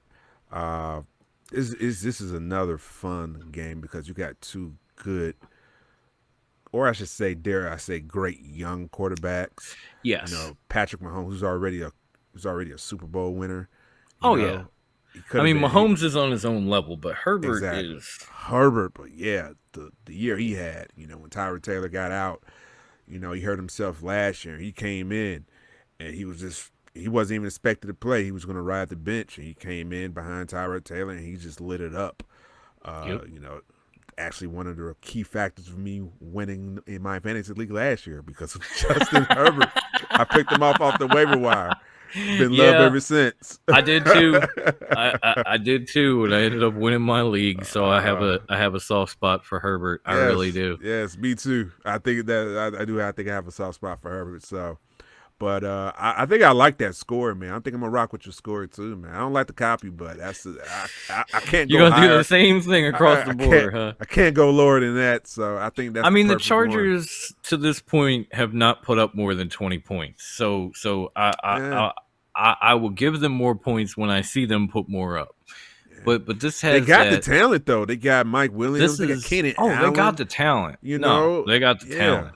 They brought in Jarrett Cook to play tight end. And, Austin Eckler is a tremendous dual threat back, and they have some guys, but they just haven't quite put it together. Which you could have said last year. You could have said when they had Phillip Rivers. You could have said for a couple of years now. It's just I want to see them get over the hump, and I don't know if at Arrowhead against Kansas City is where they do. But this game, along with like the Bucks and the Rams, have that potential shootout that at least I saw like many moons ago with like when Dan Marino and Drew Bledsoe both threw for like 400 yards in Miami. like just before all the passing rules and everything changed, like they just lit it the fuck up, and it was like a 41-38 score. I can't remember, but each team just had like both teams combined for something like 1,200 yards of offense. It was insane. Man, Dan Marino, he's probably one of the quickest releases ever seen for a QB, man. How much do you think he wishes he could play in today's NFL? Like, oh man, God, can I go back and have these rules now? And come in now. Like, could you imagine the numbers this man would put up? Considering what he did when none of these rules were in place, when it was just hit anybody, grab anybody, anything goes, passing game is obsolete, run the ball, and he's out here airing it out like this. In this day and age, that man could throw for 7,000 yards in a 17-game season. I'm not even kidding. I might not be giving him credit. real quick, funny story. I actually met Dan Marino a few years ago in the elevator. Really? At the hotel called the Lowe's Hotel in Rosemont. And I think I was there for like a work event. So me and my guy, we getting ready to check in.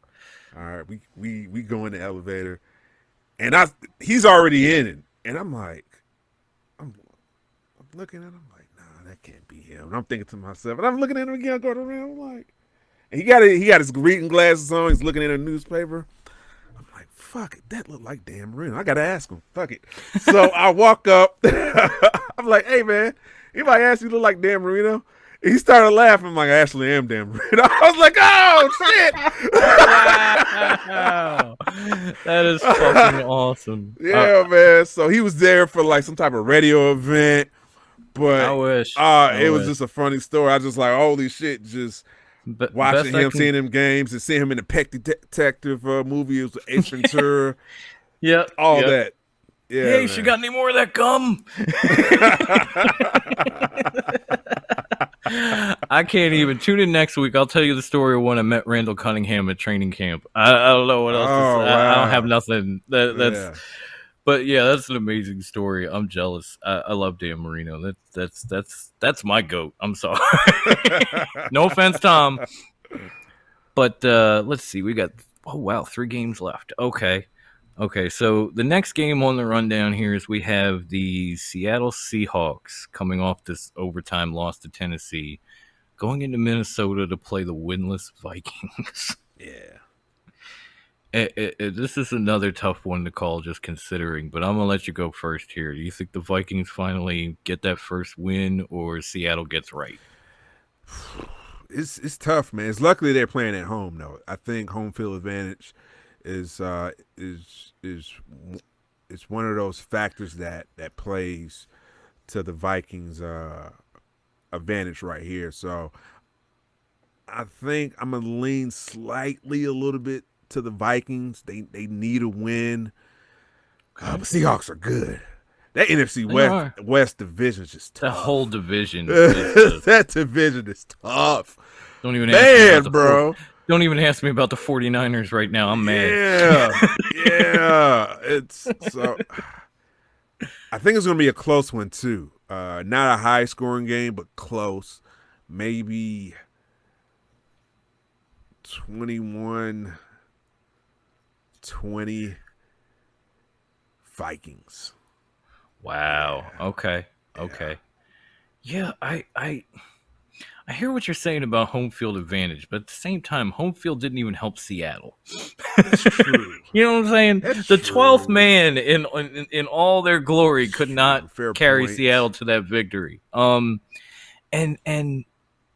you know, you saw it in week 1, you saw it in week 2. It feels like nobody pulls defeat from the jaws of victory like the Minnesota Vikings right now. and I don't see the Seahawks and that, you know, that team, that defense, Russ, DK, and Tyler Lockett, who has been destroying everybody. Yeah, Tyler Lockett, bro. And their much improved ground game, like I don't see them bouncing back against Seattle, at least not yet.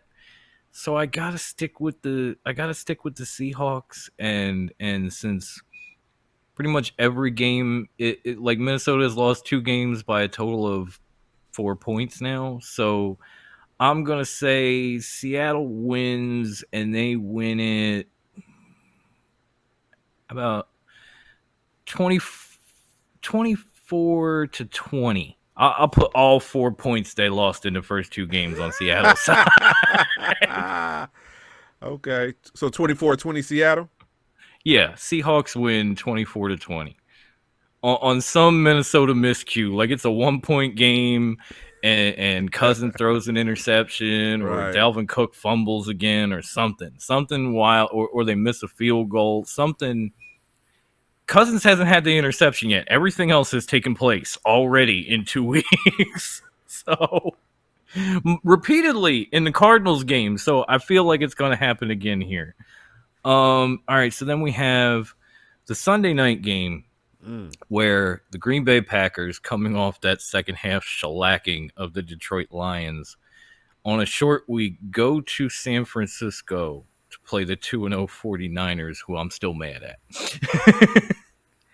and I do like the 49ers. I'm a fan of Jimmy G. I really am. I think he's a solid Jimmy quarterback. G. I love He is. Debo He is. Samuel is my dude. I loved him in his rookie year. He got injured. He's come back. He's been phenomenal to start this season. And not just because his name is Debo. That's another thing. That's a whole other story. But I feel like, first of all, I don't know who's going to be running the ball for the 49ers. They were using undrafted rookies and first and Sermon out of Ohio State, and they are both hurt, and they both probably won't play. They brought I think it was Kerryon Johnson up from their practice squad, and they actually signed a guy named Jaquez White, who actually played in the XFL for the Vipers. I remember him vaguely. He was decent there in the 5 games they have, but mostly he was in training camp with the Bengals. He's on their practice squad. They signed him off their practice squad. And considering how much they lean on that running game, because the 49ers feel like they can pretty much take anybody and make them 100-yard back. They got a good line. They got a great line. Their defense is good, but I don't think they can keep up with the Packers. I just don't. Not after what I saw last night, because even the Packers defense seemed to wake the hell up. And if they're going against guys that just got signed off of practice squads or whatever, they're going to have a field day, and it's going to be tough for Jimmy G to be in an offense that is, one-sided. Like, you got no running game. It's all on you. I don't think he's that guy. Aaron Rodgers is that guy. I know, but Jimmy G, I don't know. So I am going to, and not just because I'm mad at him for last week, but I am going to take Green Bay to hand the 49ers their first loss. And I'm going to say, I don't think it'll be a beatdown, but it's not going to be too close either. I'm going to say 28-17. Okay. What do you see happening in this Sunday night game? This is a good Sunday night game too, man. 49ers and Packers, especially Packers, just coming off that Monday night win. So this is a good complimentary to for week 3 football to end the night for Sunday. So I'm with that. And it's on the West Coast, so that's cool. That's where Aaron Rodgers is from, so he gets to come back home. Yeah. And he's gonna have a little axe to grind too, because he wanted to go to the 49ers, and the 49ers had him sitting there and took Alex Smith down there. Yeah. Oh, my bad, homie. No, it's all good. It's just when you said it popped back into my mind. I have no filter. I apologize. I get it, bro. But yeah, man. I think he's one of those games like, all right, I'm about to show y'all fucked up. He does have some great games against the 49ers. I'm just saying. He does. And when Aaron Jones popped up, he still got Devontae Adams. He's still just as nice. Even Randall Cobb showed up on Monday. I was like, wow, I forgot they brought you back. Right. Came back. Right. I didn't even see you week 1. Where you been? So missed the flight to Jacksonville or something. So with that being said, I'm going to go with Green Bay. Okay. 26. I'm going to go with 17. I don't think can't score higher. Okay. Than 17 for the 49ers. Yeah. No, Jimmy G, he's a decent quarterback. No, he's good. He's damn good. But I just don't see him as like that guy when you're like, oh, you need somebody to air it out. Jimmy G, that's the one you go with, like he's the first fantasy quarterback off the board. I don't think so. Oh no, he's still in the waiver wire for us. He might be. I was just about to say he might be on the waiver wire. So he's a waiver wire guy. And now he's got Trey Lance breathing down his neck too. So I know, man. There is that. 49ers are preparing for the future, bro. They're like, bro, we have moved on. Although you didn't see him at all against the Eagles. I think they were a little nervous about that defense. Like Lions, okay, run a couple plays. Eagles, And speaking of which, we finally get to my team on Monday night, going into Dallas to play Jerry's kids in their playground. We got Eagles, Cowboys. And yeah, I'm gonna take this one first because I didn't think. I gotta say this right now, and I know you can call me a homer, you can say I'm biased, whatever. The 49ers did not beat the Eagles, the referees did. Flat out. I'm not talking about the out of bounds play with Jalen Reagor. I saw him step, I know, and that was my bet. Two things beat the Eagles: the refs and some of them dumbass calls on fourth down. Like, oh, we're in field goal range, let's run another Phlly special. Take the points. They chose to go for it on fourth down and field goal range twice. Mm-hmm. They lost by 6. They converted neither one of those fourth downs. We're in overtime for that. Then you're down 6. You force a fumble on the same drive twice. And a referee flags you for using your helmet. They put the helmet on the damn ball. That's how it came out. That's how you're taught to do it. Get a hat on the ball. Pop. Gone. I know because I played this game, and that's what my coach told me to do. Okay? So neither one of those 15-yard penalties should have even happened. We should have gotten the ball back with at least a chance to tie or take the lead twice in their territory, and instead we got 15 yards and a first down twice. So there's the two big factors. They should be 2-0 playing a 2-0 Cowboys team in a rivalry that would make me slap one of my best friends. And I love you, Wendy, but I still do it. We will not be able to talk to one another Monday night, and we co-host a podcast together, so we better get it in before this game. Now that I've gotten that off my chest, I apologize. Thank you all for dealing with me. I am not insanely impressed with the Cowboys. Like, their defense hasn't looked that great. They got bailed out against the Chargers several times, including a touchdown being called back for an illegal man downfield that wasn't. So they shouldn't have won that game by a field goal. They should have still been down 4. But that's neither here nor there. And then obviously when Tampa came through, like, yes, they pretty much ran up the score, and Dak had to throw 60 times to keep him in that damn game. But I wasn't that impressed with that either. Really? Now what I have been impressed with so far is the Eagles defense. And not really, not just because I'm a homer, but if you look at it, they held a Falcons team to 6 points that just put up 25 on Tampa. They held a 49ers team to 17 points that put a 40-burger up on Detroit. Mm-hmm. They've literally given up 25 points in 2 games. And they're 1-1. Like, how does that happen? You got one of the best defenses in football, and you're 1-1. Damn you, referees. Damn you to hell.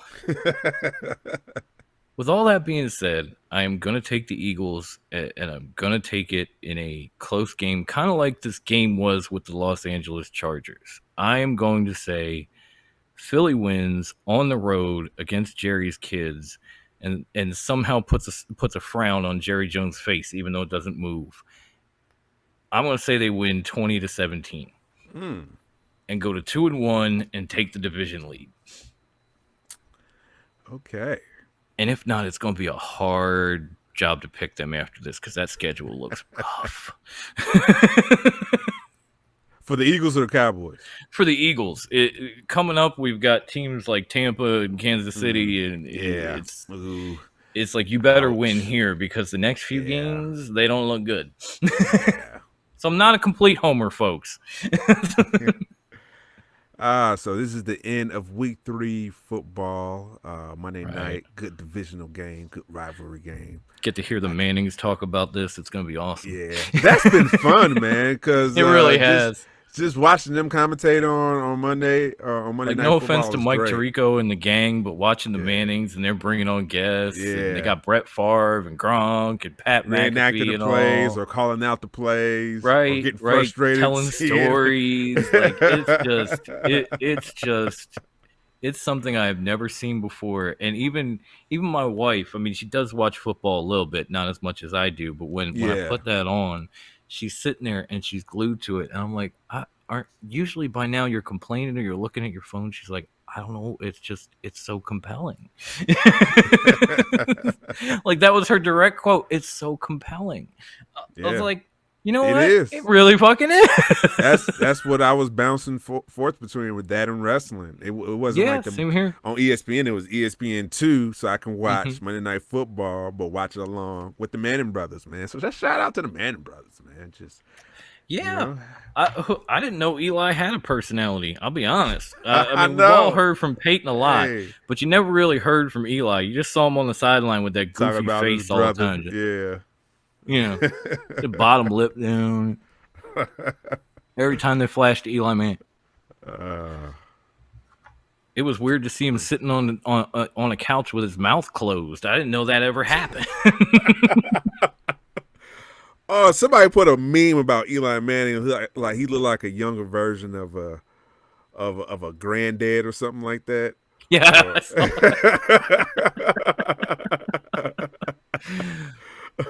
This is when you show it to your. Don't you get old, Eli? Who knows what you look like? All right. Oh man, but yeah, once again, man, shout out to the Manning brothers. Yes. But man, yeah, this is gonna be a fun game to watch between that and wrestling. Yeah. Eagles and Cowboys. I like what Jalen Hurts is doing, man. No, he had a. He's I'm not sold yet, but I do like what I'm seeing. I like what I'm seeing, man. Like from week one, he looks so much better at this offense with this offensive line than he did last year behind that. Whatever it was like guys off the street because we were using fourth stringers. It was terrible of an offensive line. And it's going to be a little tough because Brandon Brooks went back on the injured reserve, and he was our Pro Bowl left guard who has missed most of the last 2 years and had 2 starts this season and left in the first half. It was like, oh, come on, man. We gave you the money. You can play. Just stay in the lineup. So we're going to get to see Alabama's own Lane Dickerson come in and play left guard where he played a little bit of it in college and center, but he looked good in the second half. So I'm not that worried. I'm more worried about Brandon Graham on the defensive end because he was a Pro Bowler last year and he ruptured his Achilles in that game and is done for the year. I got you. That's a bigger loss to that defense, but we have a lot of defensive ends, so I think we can kind of rotate and make up for it a little bit. We'll see, man, because I'm gonna be on the other side of the fence. Like I understand why you're going with the Eagles. You made great points, a great argument of reasons why you think the Eagles will win. I'm gonna be on the other side with the Cowboys. You know, breaking my heart. I know, but their offense is looking very nice. You know, it's all right. It's all right. I'm gonna remember this. It's all right. I like what Dak Prescott is doing. Ezekiel too. Elliott, you better watch yourself, bro. You getting outplayed by Tony Pollard, bro. I was just about to say, dude. Do we even consider Tony Pollard to be a fantasy sleeper at this point? Yo, because I think on my waiver wire, him. And I'm in a process of the way our waiver wire is basically an auction. So I'm in a betting fight. I know somebody in my people in my league going for him. So hopefully by tomorrow I will have him. Hopefully by tomorrow lineup. we get the gavel and you hear sold to the tribal chief. yes, Tony Pollard. Thank you. But yeah, Ezekiel, you better watch yourself, bro. But you know, I think this offense has been very high powered. Like you said, they're shooting themselves in the foot at times. I don't know if it's sometimes it can be enough to overcome their mistakes. Yeah. I mean, they got some pieces, like you said, with Dak and Tony and Zeke, and then CeeDee Lamb has come up from rookie year to second year in leaps and bounds. Yes. I'm I don't want to say I'm happy, but it's a little easier to pick them knowing Amari Cooper is playing with some banged up ribs. I was just about to say, like, okay. So, but I think that offense is going to wake up, man, especially the running back game. They might do a 1-2 combination. It might just ride with Tony Pollard. It worked against the Chargers. He's fast as hell, bro. Yeah. You know, like, because they were another one on my list. It's like, why are you slinging it 60 times and Zeke gets 10 carries? That game was never out of reach. But you just had Dak throwing it and throwing it and throwing it. He was going to get tennis elbow by the end of that night. And I'm getting carried away. I apologize, people. Oh, it's all good, bro. I get that. I get excited too. I get that. Got that tennis elbow though. Exactly. Jay Cutler syndrome. I'm gonna just sling it. Sling it all day. I'm gonna sling it. I can't believe that man is not an offensive coordinator in this league at this point. Oh my God, no. What play are we running? Sling it. Triple covered. Sling it. Sling it.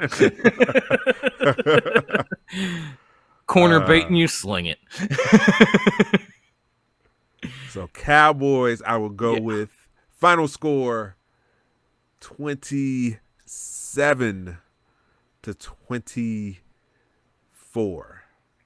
Cowboys.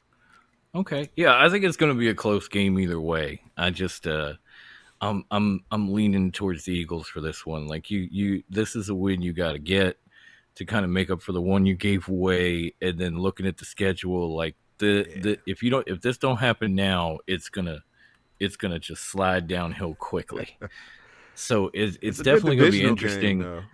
If it's close, I'll be honest. I usually do what Devin does, and I'm like, okay, Monday Night Football. All right, then I'm going back to Raw at least this week. And if it's a close game, I may not switch back to Raw. It's like, you know what? It's going to be on the DVR. Hey, I get it. I'm watching this. I'm here for this. Yep. Stop talking bad about the Eagles, Peyton. But yeah, that's all the games we have. And I was just going to go to some final thoughts before we wrapped up the show. And I only had one. Okay. And I learned this maybe a couple hours before we actually got on to record this episode. And there was a report on ESPN and from Woj saying that Ben Simmons will not report to training camp and does not want to be in Philadelphia anymore. And at this point, my final thought is just good riddance, Ben Simmons. I don't give a shit anymore. And it's sad to say that because when you came into the league and I saw you play, I got flashes of like elite talents like Magic Johnson, like a young LeBron. But the difference between those two guys and you is they actually worked at their craft. LeBron was you when he came into this game. He was you. He was a slasher. He was a passer. He was a physical phenom.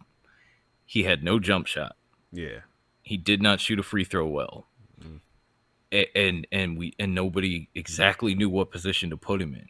But he went and he put in the work, and now he is a well-rounded superstar who is a legend, an NBA champion, and a future Hall of Famer. He's not Jordan, but he is a legend. While you, on the other hand, I have heard every summer, including this one, Ben Simmons is working on his game.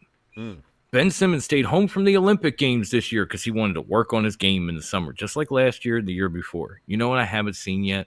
I haven't seen the work on the court, ever. I saw you go 4 for 13 in a playoff game from the free throw line when we were down by 3 points. I've seen you cost us the opportunity to go to a finals because you couldn't shoot a free throw. And you have worked 3 straight summers on your game and then had 3 full seasons, and we have seen none of it. If you give me 3 summers to work on my podcast game, I'm going to be the best podcaster in the business. Heard that. By far. Give me 9 straight months to do nothing but work on my podcast game. Everybody look out. I don't give a shit if you're Pat McAfee or Chris Van Vliet. I'm taking you. It's done. But with you, there's no growth. If anything, there's regression. and then you want to get mad because Doc Rivers said this or because a teammate said that, and they were right. You're mad because somebody's right about you. LeBron was never mad when somebody spit facts on him. Like, man, you can't shoot a jump shot. You know what he did? He learned to shoot a jump shot. Man, you can't be the focal point of a team. You know what he did? He became the focal point of a team. You know, you can't do that. You can't win a title. He's won a couple now. Yeah, won 4. Yeah. And people were saying he wouldn't get one. But he kept working at it, and he kept improving, and he went on the court and he showed it. So I don't know if it's a confidence level. I don't know if it's just a mindset or whatever, but I'm tired of waiting for you to work on your game. So if you're done with Philly, I'm happy to be done with you. Get out. Let's find something for this dude. Any actual point guard would be better. I'm so sick of having a 6'10" point guard. LeBron never played point guard, and you damn sure ain't Magic Johnson, so you shouldn't be doing it. That's my final thought. Devin, do you have any final thoughts to add to this before we jump up out of here? Well, not a rant. I'll just say, thank you for the invite. This has been fun. Talking about football, talking about sports. I love talking about football, man. Me too. So that's one of my loves, my passions, and thanks, man. Just speaking about it with my brother, so I wouldn't have it any other way. Yeah, that's what I mean. I mean, we have a lot in common. We both have a passion for football and pro wrestling. We're both Pisces who married women who were born a day apart. We got a lot. We got a lot. Right. Yeah. And our cancers, and we have a lot in common, and this happens to be it. So I was glad that you were willing to come, and we got to do this. I absolutely enjoyed the hell out of it. As far as social medias, I mean, we don't have a whole lot set up for this particular show yet. I'm not going to give you the wrestling spiel because that one's too long. If you wanna find me on Twitter, just look for @S_Phlly Sycho, and you will find this beautiful face, and you can come follow me and ask me your football questions or give me something that you want to talk about on the show. If you want to, I'm probably going to end up leaving this on my YouTube channel because this is a Fox Den production and that's still attached to it. The YouTube channel itself is TRWT in parentheses a Fox Den John. So come subscribe there, ring the bell. So the next time one of these episodes come up or we decide to do this live, maybe, because you never know, you'll be the first one to know. And for the audio podcast, I have a Fox Den production account that I haven't used in a while, and this is the perfect thing for it. So you'll be able to find this at anchor.fm/FoxDen. One word, no capitals, just Fox Den. And you'll be able to see all the platforms we're available on, which is pretty much everywhere. And there are a few other shows that are a wee bit dated there now because I had a couple other shows going on top of wrestling, and they kind of petered off after the pandemic. So things started to open up. People started to get busy. Lockdown was over. And it was like, okay, we can't show up anymore. So they got tabled. But they're there along with the episodes of this show, and who knows, maybe more.